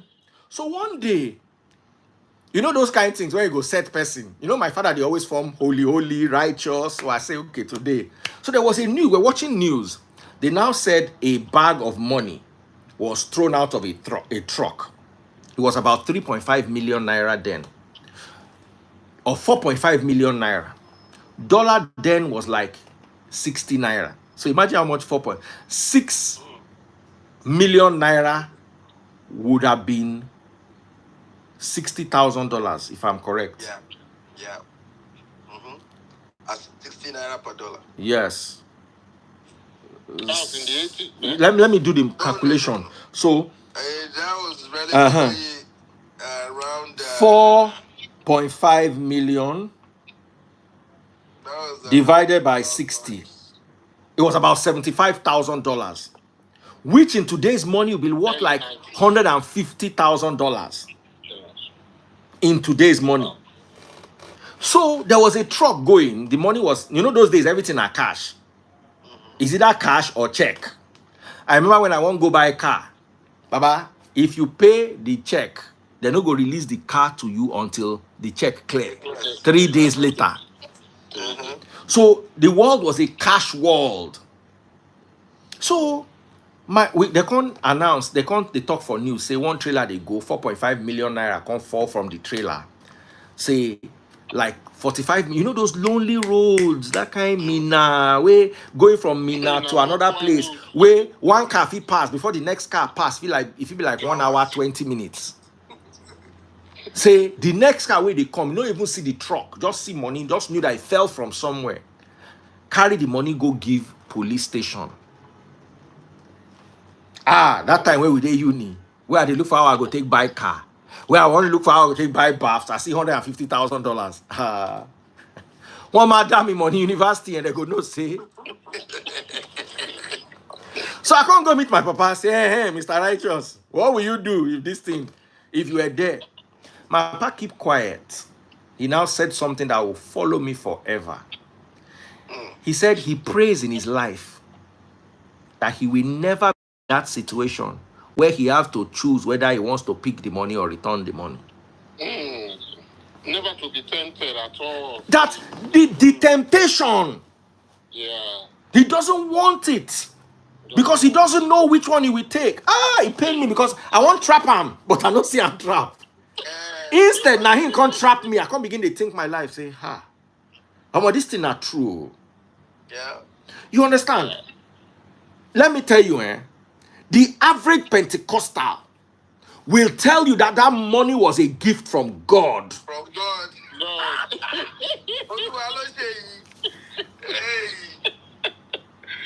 An amount of money that maybe that guy that is going to use to buy cows, maybe he will realize that he has lost the money and from there faint. You will think it is a gift from God. God's gift. Somebody, like for instance, now I'm supposed to pay the person they have CCT today. I'm supposed to pay you 10 million naira. Your name, now all those like OPay accounts where they use phone number. So the number end with 81. Sorry, 80. You know, say 0 they next to 9. The person can't type 89, can't press send. That's how the 10 million enter. Ele can't one lane, who can return 10 million inflow. Who can lost some tight.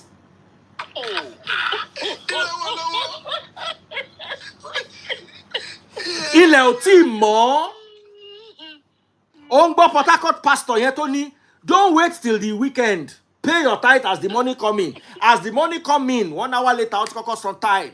Pay Ọlọ́run mo ti fún ẹ ní tiẹ̀ o, ìyá ẹ. What did he do? Don't you know, make over? Ani, you know that's how Nigerians are. You don't believe, say you don't lock that money as you don't give God your own. O ti sanwó lẹ̀. Say, God, ìyá ẹ, I don't give you this money o. The 9 million will remain on my own. He first go beer parlor, go sponsor Drinking spree. drinking spree. Don't people movie that. Ah, Good man. And you understand? Ó kọ́kọ́ lọlé aṣẹ́wó. Ó gbé ọmọ olóṣòbí mẹ́ta. Ó fún wọn ní 100 bail. Ó nawọ́ tilẹ̀ mọ́. He pounded the leather till the day broke. The next day, ó tún lọlé ọtí yẹn, ó tún within like 5 days, ó ti ná bí 4 million. Tó ti gun àwọn ọmọ lọ́mọ. Tó ti fi Gbọ́láhàn kọ káàkiri. tó lè ná tó bá ṣiṣẹ́ owó ẹ̀. Ah, ó believe kọ́lọ́ òun dẹ̀ ti fún òun dẹ̀ ti san tithe. Òun ti fọ́lọ́run ní tiẹ̀. Gbogbo nǹkan tọ́lọ́run ò fẹ́ ló lọ fowó ọ̀hún ṣe finally. Mo ṣe trace ẹ̀. Ó ti ná bí 4.3, 4.4 million kan tó ti account ẹ̀ pa. Do you understand? Because it was a weekend. So kan tó sáré lè ti account ẹ̀ pa ó ti, you know that Friday night, títí Monday morning, bàbá ti báṣu jẹ́. Jayé dànù dànù. So Monday morning ló tẹ́kẹ́ lórí pé kí o lọ. Kí ló ṣẹlẹ̀? Ó wá fẹsẹ̀ ara ẹ̀ rìn lọ bank. Ẹni tó ń ṣọ́ tí ò ṣọ́ra ẹ̀. He can't use him 2 leg waka go bank say input in ATM. Money no complete. Now in the bank people say, sit down here. And imagine the expression of the manager. It be like this our content creator, waiting be her name, that lady we go do Yahoo. Can't go apply for visa, they can't give her the visa, she can't go Yankee. As in, that kind of thing, you and 5 people go apply. They get papers, you don't get papers. They reject them, they give you. You go come, they feel like, say, Omo, anointing kan wà lórí mi. Wọ́n mọ̀ pé. They wait for you. Then they apply for visa. Ma fi owó ara ẹ̀ ra plane ticket wa. As in, you will use your own money and buy. Because normally, they're supposed to carry you new at the country's expense. They will do a team meeting on that person because the first day she made that application, they will be like, Abika grab her from time or maybe just give her. No, so sorry, bro. We dey discuss aviation for my life. I can't define you on top this politician stuff. Yeah. Once they have a warrant on You dey free? Across Yes. All the diplomatic American networks, no matter what. 5 minutes is fine. Now, once that person. So imagine, because normally they're supposed to trace you, can't find you for Nigeria, spend like $5 million. They do the running around. Yeah. Can't extradite you. Only you can't extradite yourself. As in one, you believe it. And to low thing care. The owner of the money don't they cry. They just call and say, the guy don't go bank, or they don't hold on for bank. She not fit believe him. It will be this easy. Okay, what about Lobby? Where is the money? And there was 5.2 or 5.3 million naira left. Okay, they transferred that one back to the owner of the money. All right, wait till you buy. So that we can sell it and go and collect the money back. The only thing he had receipt for was tithe. She know say they go church. The church no agree release the tithe. Church go return now. Church no agree. Really? Church no agree. That's bad. Now so they carry the guy. Say the guy no do prison, do like 4 years. Stolen money. She will show where he transfer for. It's They carry the Olosho too, some of the because you get one of the Oloshos where you give like 300K. They go carry the Olosho. The Olosho say in Bensham, they carry the Olosho go court at the end of the day. They give them community service. They carry that one onto the say she agrees say there was a transaction for intercourse. You know, it's illegal in Nigeria. Yeah. So one public prosecution, one prosecutor from here, or from community service or 1 month in prison or something. Okay. But they couldn't get the money. You're not, you know, Boshen Wale, you're not transfer. I feel like sometimes because of that too, DF, the Olosho will not in any way partake, even if that act, there's an independent transaction between the dude and the purported Olosho. Yeah. Now, if on that, they shouldn't be able to project, but they did anyways. But in case it does happen to anyone in the future, because there's a crime committed somewhere. That guy will be saying a conversion. So, Baba, when they talk saying stolen money, it wasn't a stolen money really. For instance, if you intend to take my thing and keep it without my consent, now conversion, which of course now tortious liability, but of course it does have some kind of penalties here and there.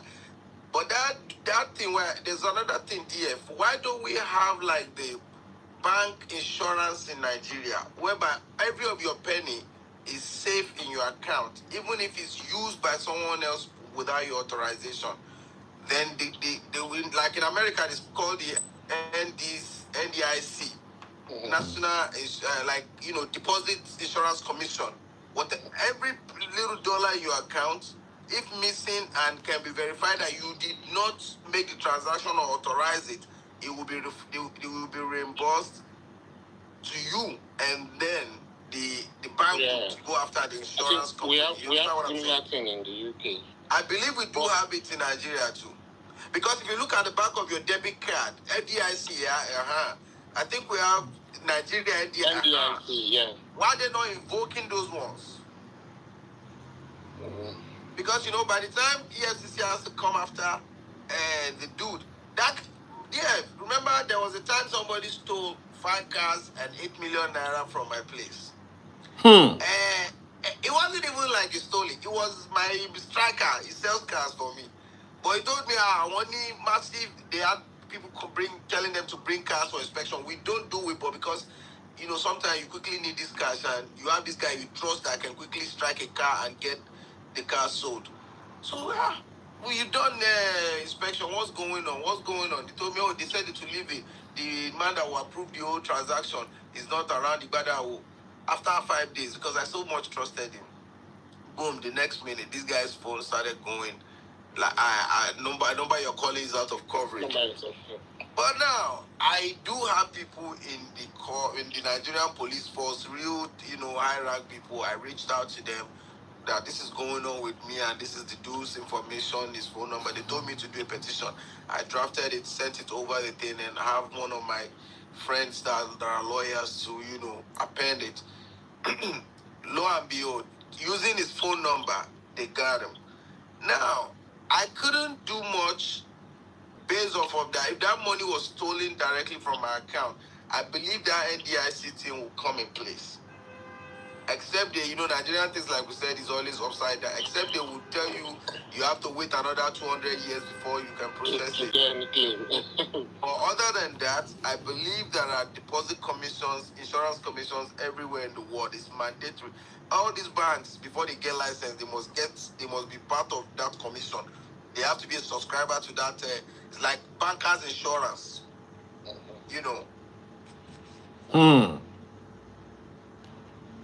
All right. Jiga is joining us. I'm just chatting with him now.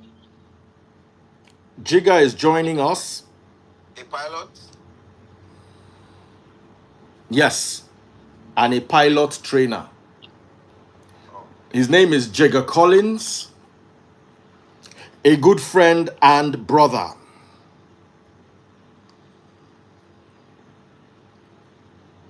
Hola. A guy I like to call Jigito. But greetings. Jigito. It's been a while. Eyonla. Okay, did you watch the video? What video? Oh yeah. YouTube First channel. exit. Go unless you get another phone. We get your. No, I don't get my other phone here. No. Okay, so exit. Let me send it to you. I want you to watch, then come right back. Okay. Airplane. Yes, Yeah. Okay. I'm sending it to you. Don't get too busy. You don't get our time again. This is not good. No, I mean, I can tell you. I just found my drone. What kind of drone is it? DJI, this one. What does it do? I just dey take pictures. I live for south of France, so I dey fly around, they take pictures. Are you allowed to fly it? I'm allowed to fly it. It has this one 500 meters Limit. Yeah. altitude, so it's fine. Hmm. So I was just there outside the fly. I don't even know say my phone dey ring safe. Okay. I'm sending it to you now. Oh yeah, no, I'm not checking. Just check out and come right back the moment you watch. Okay. I say that France, I ain't there now. Are you one Google They Benye? go France soon. That other man is in France. Say me know they love France, right? Yeah. But I love France. They say our favorite politician has addressed the flight. Make I wear my headphones, make I hear. But Baba, I no go lie, eh? When Nigerians they bash the guy helped I think me. that's why they put out the video. The guy helped me. So I know they vex with him. But it's a pain in the ass of his political party now, going into another party and all those. Okay. Let me flip it. He hasn't joined the APC yet. Yeah, well, He's still there. It's a strategy. But one thing that just, afraid for him for is that it no be today they don't dispose pawns now. Well, let's see how that unfolds though. Night time, make it use them well. Yeah, so it cannot be Nigeria. Oh, but talking about Leonti as well. You know, the DF. Hold on, I'm listening to it. Okay.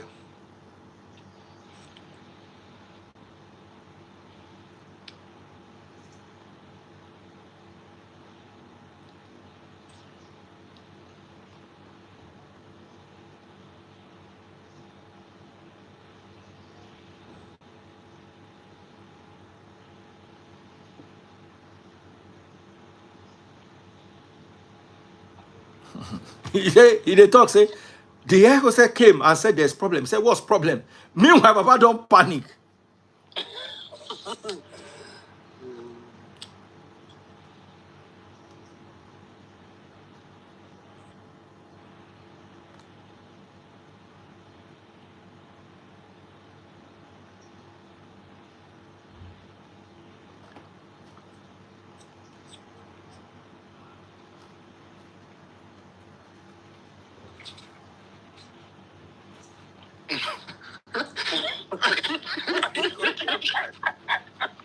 Hey, freeze. That sounds like Wiki. Hey, I don't know. You see, I was saying this earlier on. Now people begin to draw my attention to Ram. I say this all the time, man. There was a point in my life, if not for Wiki, George, you are aware. I don't know if it was simply Vic. You know the story, but I'm not sure you were aware of that particular period. One judge, let me just use Thailand and tell the story. One judge don't give me bad judgment, and that judge, you know that kind, they don't play chess. They don't set me up with a bad judgment, and then they were preventing me from going to appeal. And a week later, that judge was supposed to become Chief Justice. Wale, one Monico, I part of the gist.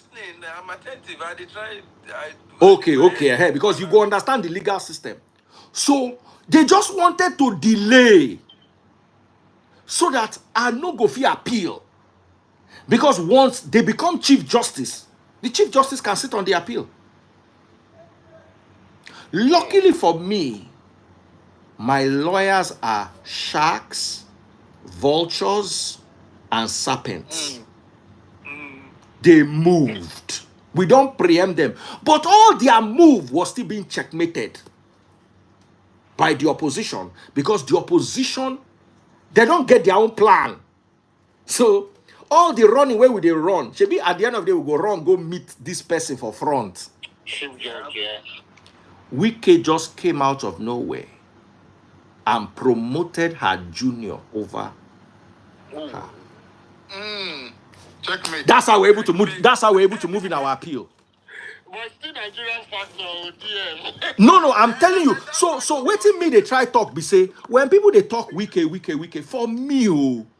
But like I said, I cannot be selfish. I cannot be selfish. Baba, if I see Wike today, I go still hug him on top of that matter.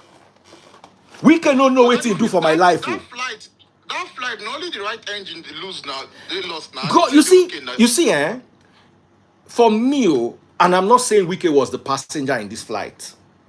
Nah, what, Jigga, me and you know. That voice though. Jigga, you know, say me, I did Nigeria, you did France. You did south of France, they fly drone. So just keep quiet there. Now, me and them, they here. But you see, Okay. my own take is, initially I thought that, wait a minute, this. Normally a plane can fly on one engine. That's nothing now. That is nothing. Baba, that one happens almost every time. It's like even a pan. Most times it will be a pan, and if it gets more serious, it's upgraded to a mayday. And if it's that kind of thing that happen when they restart the engine. but what if there was an explosion? What if there was a fire in the engine? It has an engine fire. Depends on the endurance now. You go to alternate airport and land now, or you go to airport and land. You see, initially when it first happens, and then they were like, get on the autopilot or something like that, meaning they were knocked off the autopilot. Now at flight level 340. And they were stable, very stable, even from the altitude indicator. Yeah, altitude indicator looked okay, but there was a portion where I watched where you could see the yaw. There was a yaw to the right. There was a yaw. Now from the altitude indicator, you can see that there's a yaw. They lost the right engine. They did the correction. They were on the right heading. Even everything, they okay. Everything. Now let me ask you a question. Yeah. What was your plane? 172 Cessna. I flew Cessna 172. I flew Cessna Citation. I flew the Piper. I flew the Tecnam. I flew the few turboprops. Okay.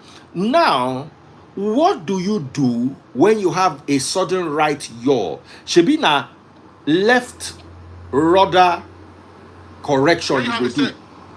Yes, when you have a set in air for air. When you plane, you go right leg. You go rudder, opposite rudder. Left rudder now. Now, that was my thought, because you left rudder, then you turn the yoke to the left. To the left to compensate for it. For that, because it will drag you to this way. So you now have to... Your straight might now be like this.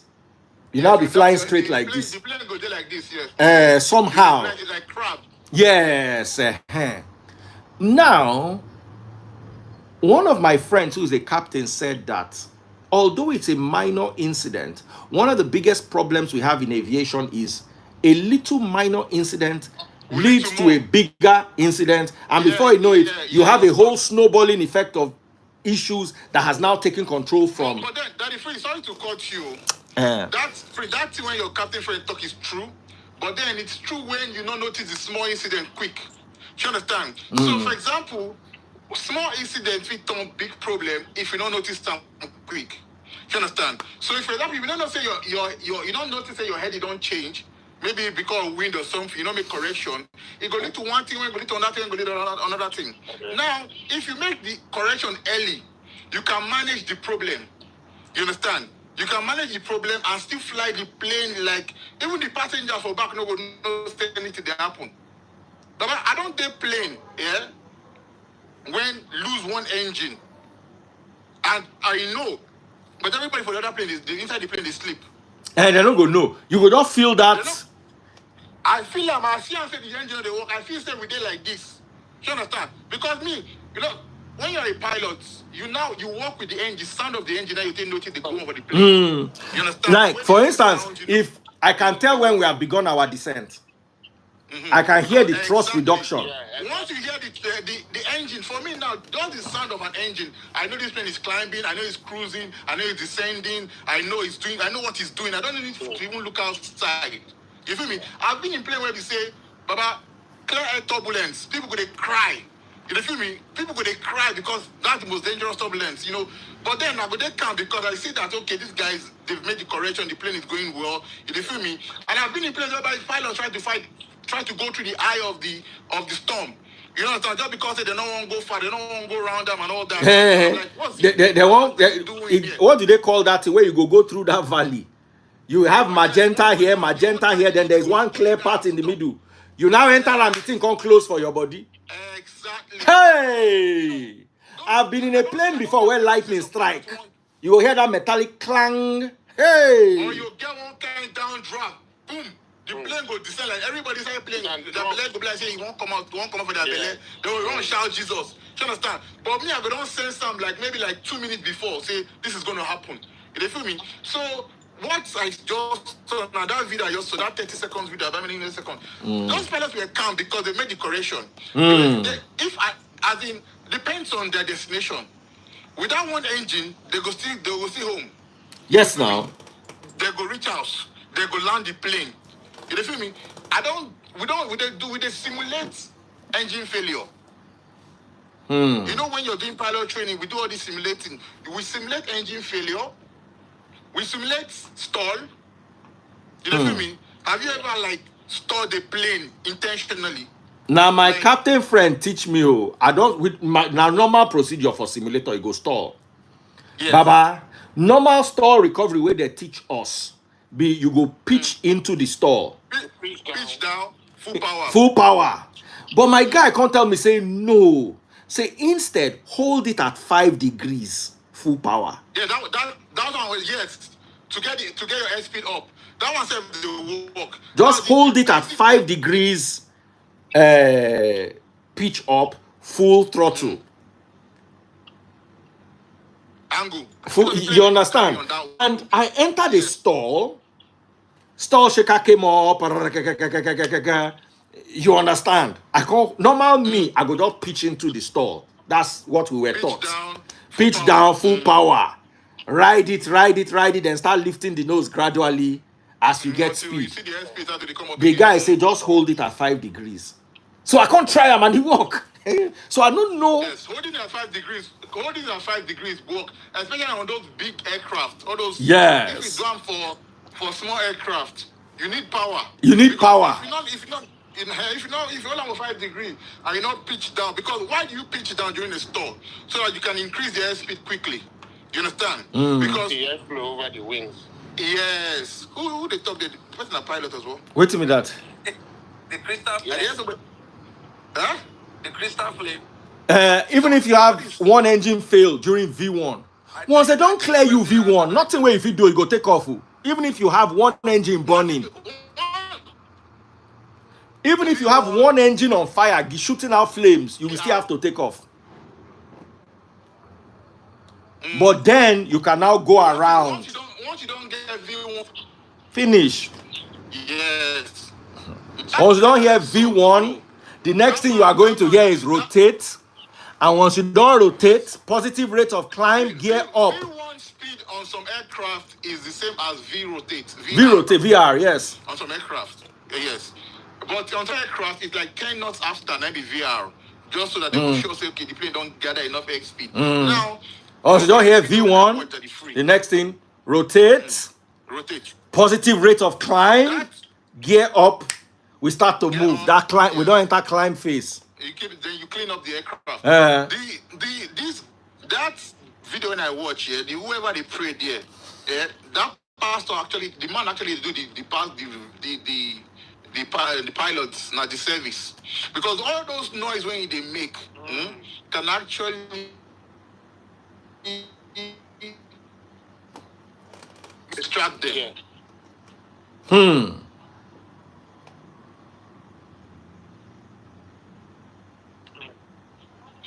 Why do they?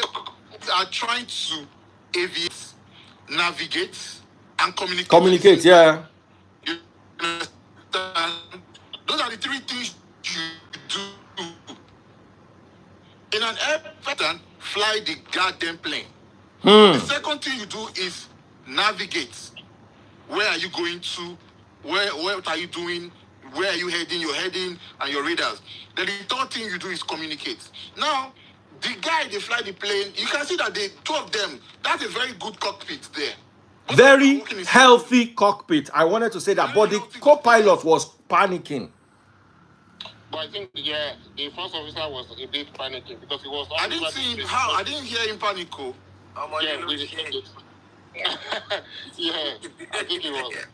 The thing I don't understand, who was doing the video? I don't know. I think cabin crew. Yeah, because that. Bros, please, before you leave, I mean, you can help me check these clubs you mentioned, though, because I think this thing is reigniting my dream again. Let me see if I can get started from somewhere.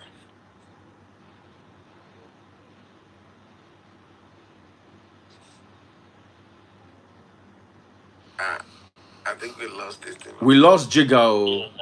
Network is very bad. We're coming back, guys.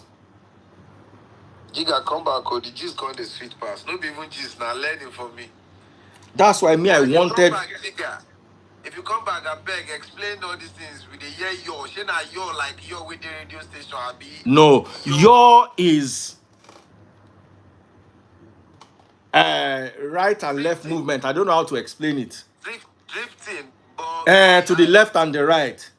So the plane has a yaw damper. Most modern airliners have what you call yaw. On my network, don't go. IPNX. That means say there is no justice in this world. And once it does like this, it shuts YouTube off. So I've lost YouTube.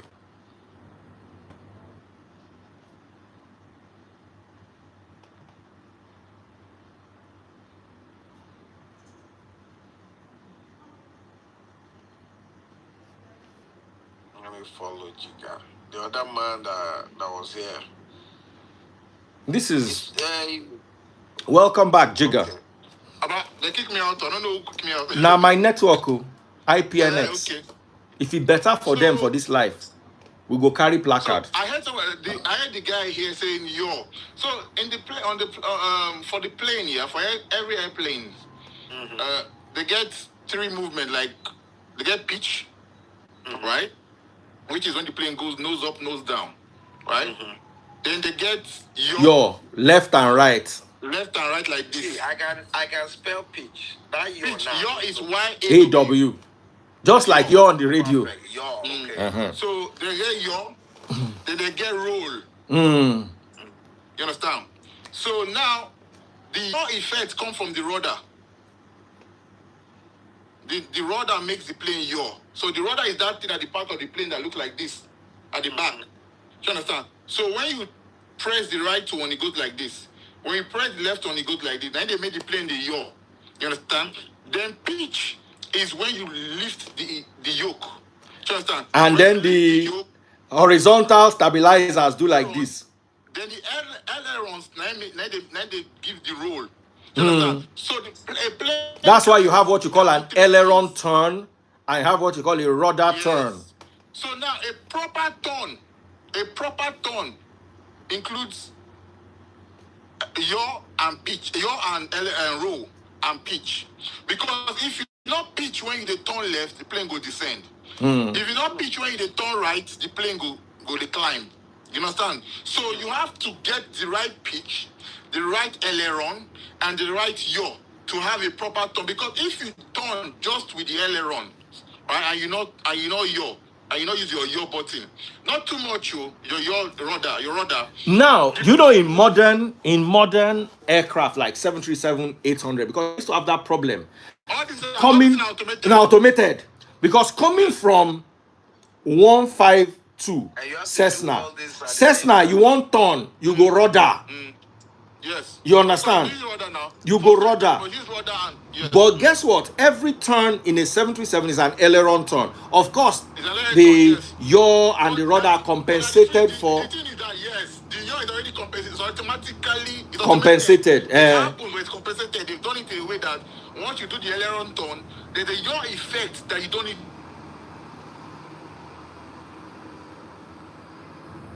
to add. You learn those things. Those things are composed. You have to learn how to talk. For example, right, when you're taxing, you use only your rudder. Yes, now. You Or understand? your wait till that semicircle moon-shaped thing where they take turn. I don't forget the name now, and I still use them now, taking off. Okay. Well, for example, yeah. Wait till they use take turn. You get one thing where they did side of plane where they use turn. Let me be that one. Where they use turn, you know, say now your rudder pedals, you go they use take turn on the ground. But there is also I've forgotten the name of this thing. Can somebody help me? How's my memory so bad? Tiller. Oh, the tiller, but that one not there for every. Not be those planes. Now when you now Cessna, you actually use the brake to turn when taxing. That brake on the top of the rudder. Use the brake to turn. You know, say rudder works like this, The top of, but the brake works like this. So if you want to turn left, you will press the left. It go come turn like this. Then you go press this one to balance them out. But bro, Tiller. that one, yeah. For when I turn, when I'm flying a Cessna, maybe even a turboprop, I try not to turn with my brakes because they burn the brakes. If you taxi at the normal speed, right? If you taxi at the regulated speed of that airport, of that road, you can actually just use only your rudder turn, and your plane will turn, and your power. You understand? So, for example, instead of going at 15% power, you go 10% power. The plane just stop the rudder, the thing will turn itself. Now, most people when they use that brake the turn, yes, they're okay, but I feel like you actually they kill the brake as well. But at low speeds, when there is no air, you can't use a rudder to turn. You go need brake. Like for instance, you want to park, you need brake to turn. That's why I say. See, that is every airport, every what was it called? Runway get speed limits. If you follow those speed rules, those speed limits, I'm talking as an instructor, that thing will do well. You will do it perfectly. It's like when you're driving a car and they tell you this road is 80 kilometers per hour. But and that road, even after even if that road now road when they spiral like this, like they make a big turn at 80 kilometers, you don't need to brake. If you stay on 80 kilometers, that turn go day perfect. You know go like say the car aqua, what's it called? Let's call it again. Aquaplaning. For road. Aquaplaning for airplane. You know, people say won't come out for road. You know, feel me? But you see some people in Nigeria, I see some drivers like when I was in Nigeria the other day, I didn't like one guy car. The speed limit says 70. No, it says 90. The guy they go at 120, he won't come turn, he can't the whole brake. I'm like, do you know that if you stay at 90, you can do that turn? You understand? And that car no go, nothing go happen. It go hold the tire go hold ground, everything go okay. You don't go even need to slow down. You see, I don't need you don't watch Formula One. You see, all these fast drivers, 350, 250 kilometers per hour, the car know they spin. Yes, now. Because now the speed limit when the engineers went do the road and build that car, no say now so that thing's supposed day. So for example, hi, I'm a saying I'm a down Cybertruck, it's called G-Wagon, I be G-Wagon. Sorry, I just see something. I want to quickly react to I'm no vex.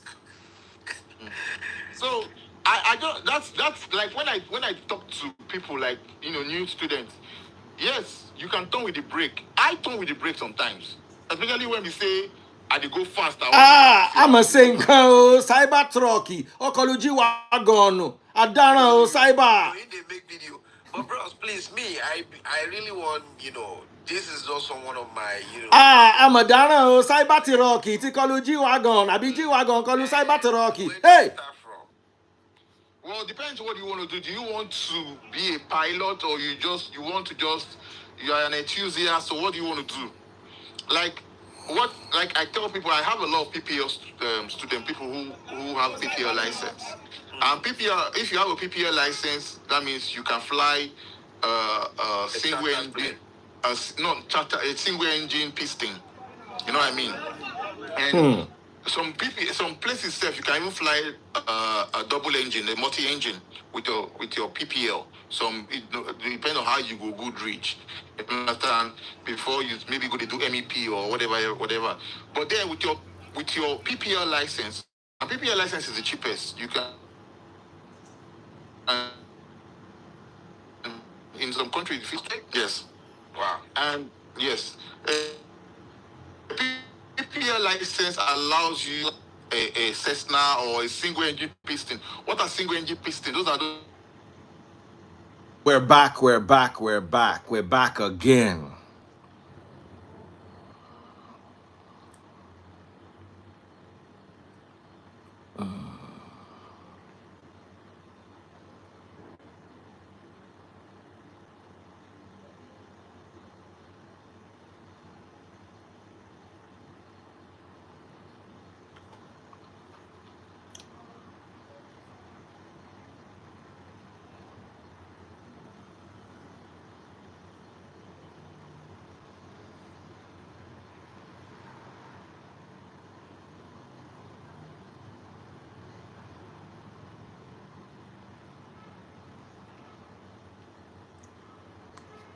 Welcome back. We're bringing the experts back.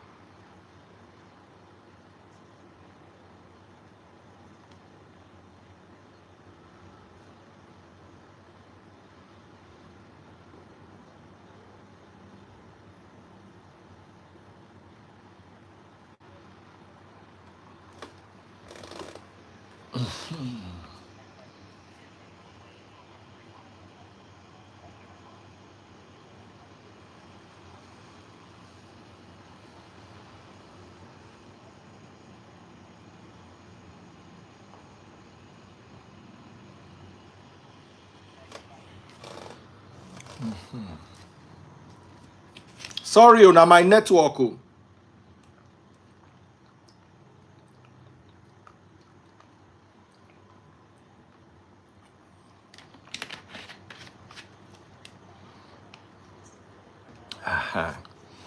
So Jigga, I don't know if Jigga is back.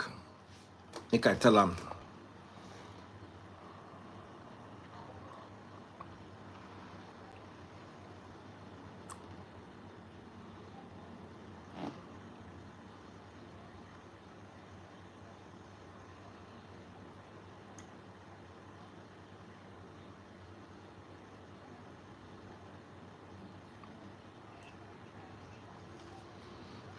All right. Is Jigga back? No be MTN, IPNX, so. And they don't cost them, no be today. The people will shake me for IPNX, they don't buy.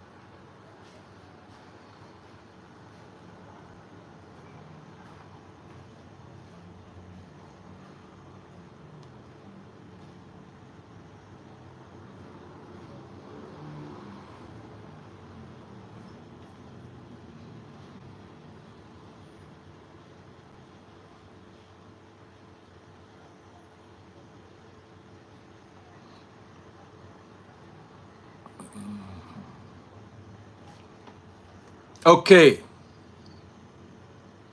Go live. Wale too. Wale, where are you? Come back. Will they find you? Okay, so yeah, Wale was asking some questions. Welcome back, everybody. It's been a lovely session. Wale was asking some questions, and Jigga was trying to explain. Yeah. So, is this still here? I've sent him a request. Okay. Continue. So, he wanted to know how to become a pilot, but it depends on what kind of pilot he wants to be. Are you want to like practice? You want to become a commercial pilot? What do you want to do? I believe he wants to become just wants to have a PPL. Yeah. So, at least fly a plane in my lifetime. like I've told Daddy Free several times, so Daddy Free is not even just an enthusiast. He has to get a PPL, bro. Before the end of your life, you're supposed to get PPL. I'll go try. So sit down, get PPL. Even if you not even get. Because I don't get too much experience. Make I no can get license. Yeah. At least get that license, bro. Get that. Even if you get that for Nigeria, there. You understand? I dey fear Nigeria things. No, they have very good school in Zaria. They get good Nigerian pilots. Still okay. Nigerian pilots are well recognized in the world, though. Bro, let me tell you something here. I've met different pilots. I actually prefer pilots that are trained in Nigeria than the ones that are trained in America. I'm sorry to say. You know what I'm saying? Me too. Now, American pilots cannot do visual approach. Bro, I have seen, you don't even know my mind. Bro, I have seen American pilots that cannot taxi an aircraft properly. I've seen American pilots that cannot fly VFR. And they tell you. That means they're not going to do ILS. Normal visual flight throughs when they look like, you know, they're not fit do. They're not fit do.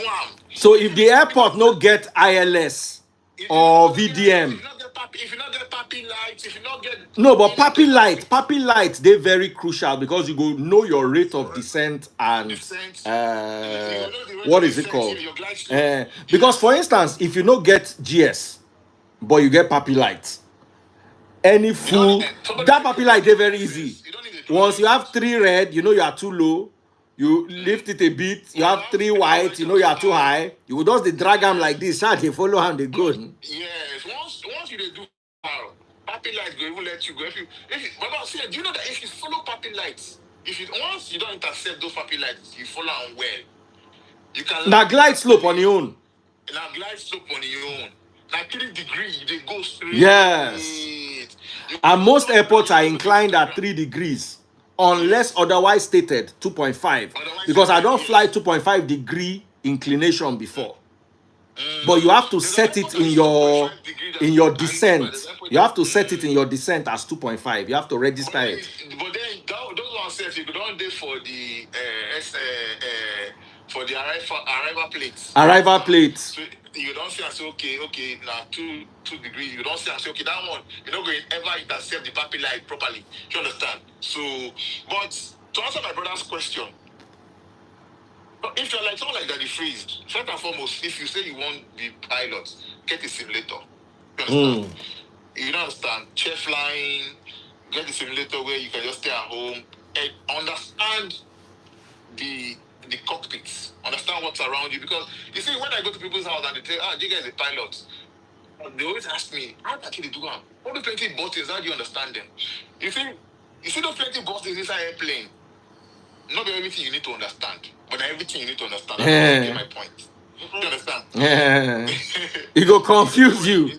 If you know what you need to know. Do you understand? How to turn on your engine, your fuel. The most important thing for airplane that will save your life is that power. Just make sure you have power, you have your fuel, your pumps. The one they put, this. If you have power, you have everything. You have everything. That is the most thing. Once your plane not get power, that means the engine don't die. About you become a glider. You be gliding. You understand? And if wind no favor you. So once you have power in your plane, you can fly the plane. Now, power, pitch, roll, yaw, those are the things you need. Now, then monitoring. You have to plan one of the most difficult things, but now you don't fly by wire, don't make everything easy. Fly by wire is autonomy, automation, computer. But when we teach people, we know they do fly by wire, we teach them like the manual way, analog, monitoring. So what you have to monitor the most is your speed. Climb, airspeed, positive climb, airspeed, altitude. Those are the most important thing. Because, Baba, if you are going too fast, you no problem. Die. If you are going too slow, you will die. You understand? And how fast and slow you go also depends on your load.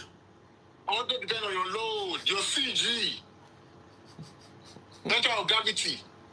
You understand? So when you see sometimes they tell you say plane pilot the what's it called ground crew, they tell you say they don't fit carry more load. And you see the plane they empty. They know what they talk about. Because again when they go pull load for plane, the CG go shift. Yes, now it's called load shift. The CG is the center of gravity. And if that CG shift, where you supposed to use 500 gallons, if you use 700 gallons, you go burn more fuel. You go burn more fuel. And you need fuel to carry fuel. And you need fuel. You need to go get your PPL. You need, so for every fuel you load, like after a certain level, for every gallon you load, you have to load what you use to carry that gallon. Yes. So there is what we call contingency, right? You have to, every plane when you land, any plane when you land, fuel still there inside though. Not to say you land empty. Any plane when you land empty, not say maybe that pilot, something happened. Because there's something that you have to have enough fuel to carry you to your destination half of where you're coming from. So it's like if I'm flying 100 kilometers, for example, we have fuel for 150 kilometers. So that in case anything happens, maybe where they go, airport is closed. I need to go alternate. So as a pilot, when you're doing your flight planning, you have to put 2 airports down that you can land. So if I'm doing a flight planning to come to Lagos, right? Lagos, Muritala is my first airport. Then the nearest airport to Muritala is my second airport. That is before my flight plan will be approved. Every flight plan has to be approved before. And you do this for every flight? Every flight, there's a flight plan. It's called the flight plan. And before you take off, you must submit your flight plan. Flight plan. If your flight plan is not approved, You can't fly. You can't even fly. And in that flight plan, your waypoints all the way. So that's why people ask you, say, but I think they know it was sky. There's something called waypoints. Oh yeah, I know that one. Yeah. There are waypoints. Yeah. There are your frequencies that you'll be contacting. You know what I mean? So all these things are things you put in the flight plan, then you submit it to the FAA or whatever body that is controlling aviation in that country. Then they will look down, then approve them. Now, if there's a change because of weather or something, you have to state it again that there's a change in that flight plan. So yes, before takeoff. Now it's a whole lot. Like for example, we have things that we do before flying, which is called briefing. So you see pilots now, there are 2 hours in the airport before flight won't take off. They will not use 1 hour to do briefing. So that briefing is basically the 2 pilots or the 3 pilots that are flying, they will fly that plane first. On simulator? No, talking. Oh, in the briefing. Yes. So if I'm flying with the P1 now, right? And we get together the gist, we'll tell us, okay, you know what are we doing today? You know, we'll do our flight check, pre-flights. We'll check the plane if everything is okay. All right.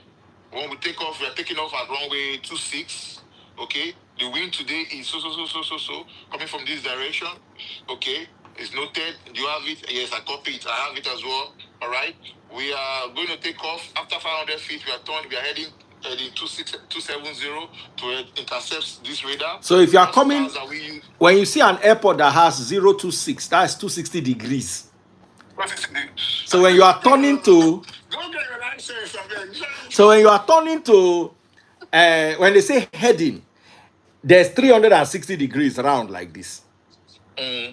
So 0 degrees, if you change to heading 10, that is 10 degrees, 15 degrees, 10.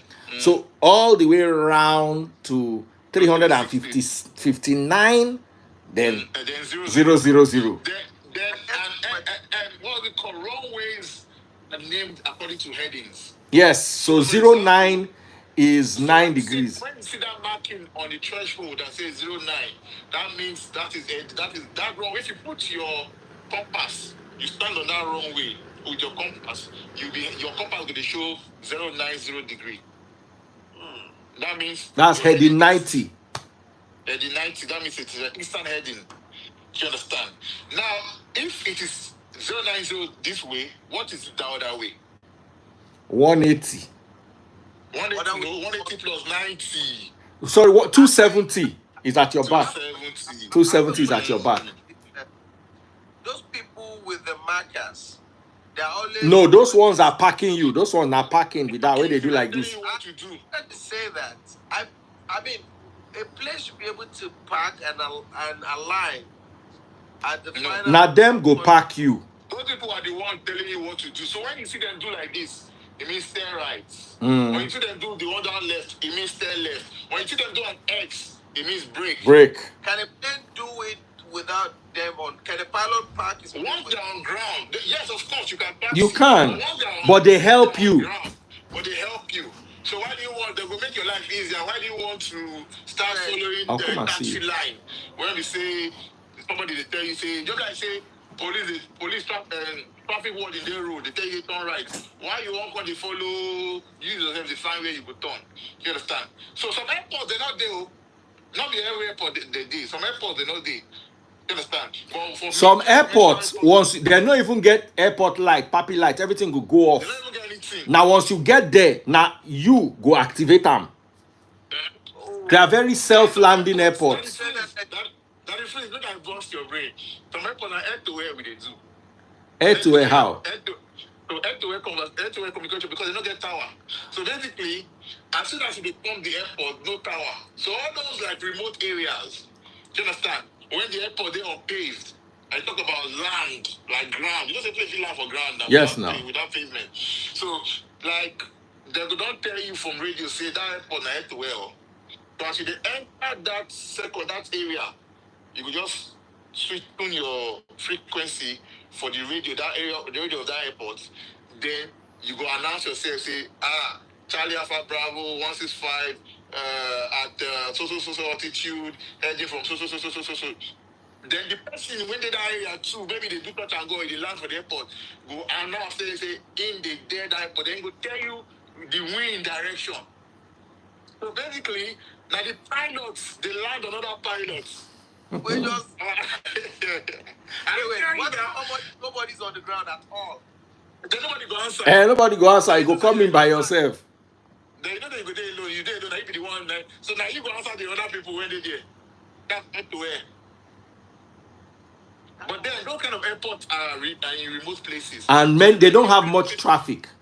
If you've been if you've been pilot. If you go Heathrow, you go to see the planes, or Charles de Gaulle, you go to see them lining up to land.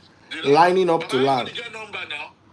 You see that when you get Charles de Gaulle, those planes get number.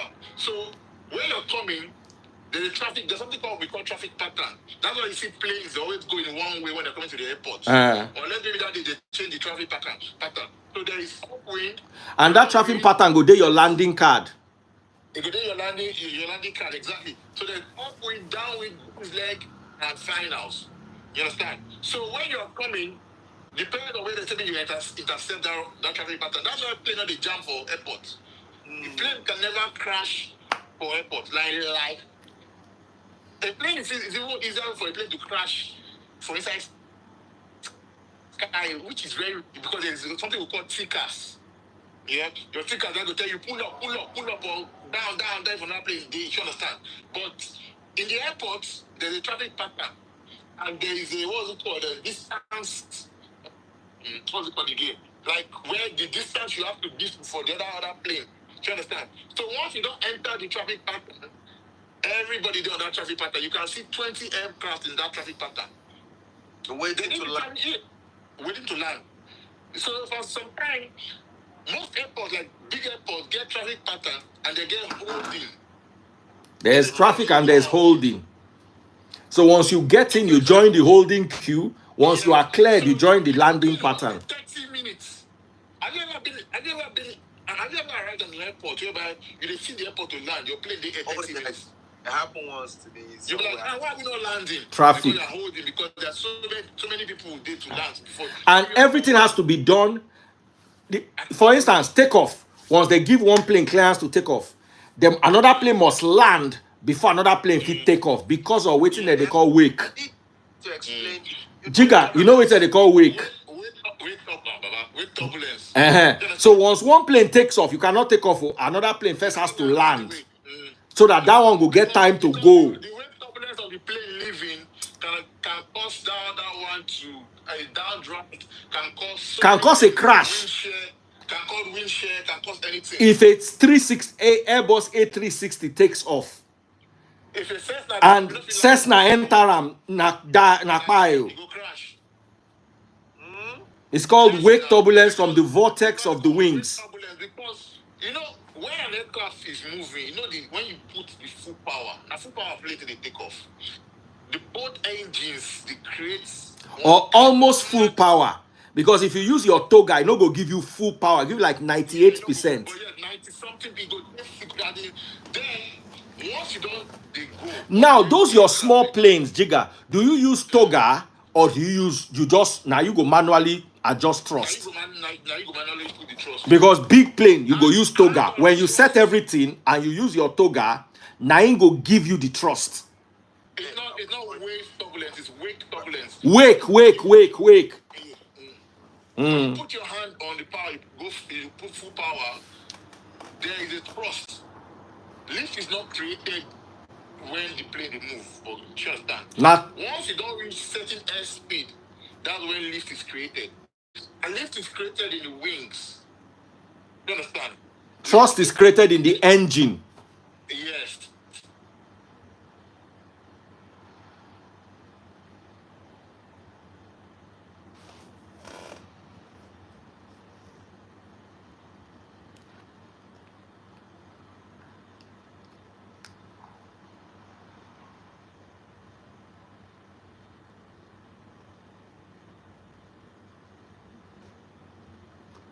Sorry, guys, network.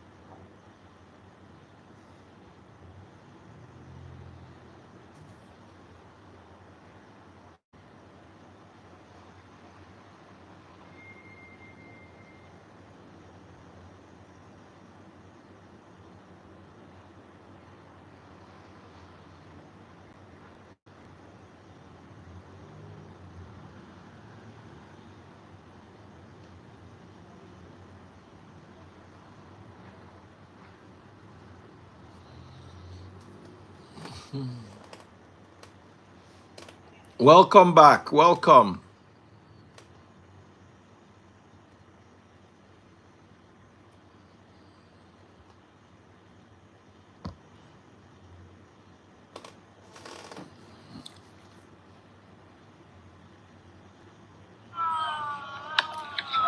Waiting internet do man. I swear. Next something special. Now internet they do anyhow. Bros, I think get questions sir before you continue.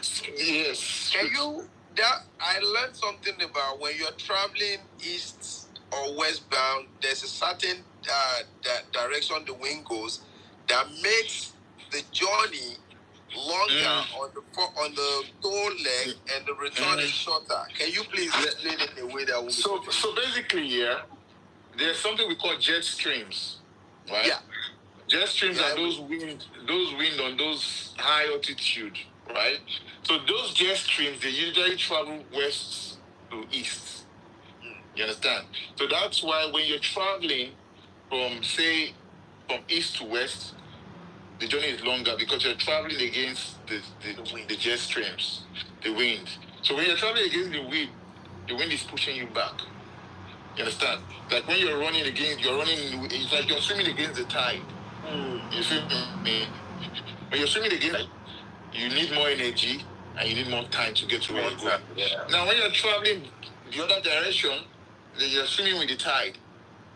You understand? That'll be pushing you. The thing just so if you put the same power, when it's supposed to take you 5 hours, it will take you 4 hours because the wind will support you of those jet streams. So that's why most times, but this same journey, I go east to west. It took me Susaman, but I come back here, can't take Susaman. And because of the jet streams in that. And the jet streams will give you what you call when the wind is pushing you from the black. Yes, tailwind. Tailwind and headwind. I don't tire. Headwinds, now they cause drag. But you need headwind to lift. You understand? So that's why if you go to an airport, right, plane takes off facing the headwind. You understand? If you fly. Now let me explain why that is very useful. Like when you want to fly kite, you need to pull the kite into the wind. If the wind is pushing the kite will not take off. This is what I was trying to say earlier that it freeze. When you put power on the plane, right? If there's headwind, even if you reach a certain speed, even if you don't even pull the yoke, the nose go lift. Why? Because it will create wind for the airfoils. You see those airplanes, you see the wings. Inside the wings, they're designed a way there are something. They are not flat. Like in a tanda. Yes. They're not flat, like a tanda. You know, like this, like this. The back flats, but the front, they like tanda, they like this. And then you have leading edges in the front and flaps at the back to still give you more lift. More lift. So now then why do you pitch up? You pitch up to increase the angle of attack. You understand? So when you pitch up in a plane, you pitch up. If you pitch up too much, you'll get tail strike. Yeah. The tail will touch the yes. Yes. And that's called over rotation. Over rotation. So you pitch gradually. No, there's a most likely there's I think for commercial airlines is about 10 to 15 degrees. 10 to 15, yes, it depends. Some people, no, it doesn't depend. The degrees does not depend on the airline. It depends on the headwind. Headwind, yeah. For example, if the headwind is heavy, you don't need that 10 to 15 degrees because the plane knows already like this.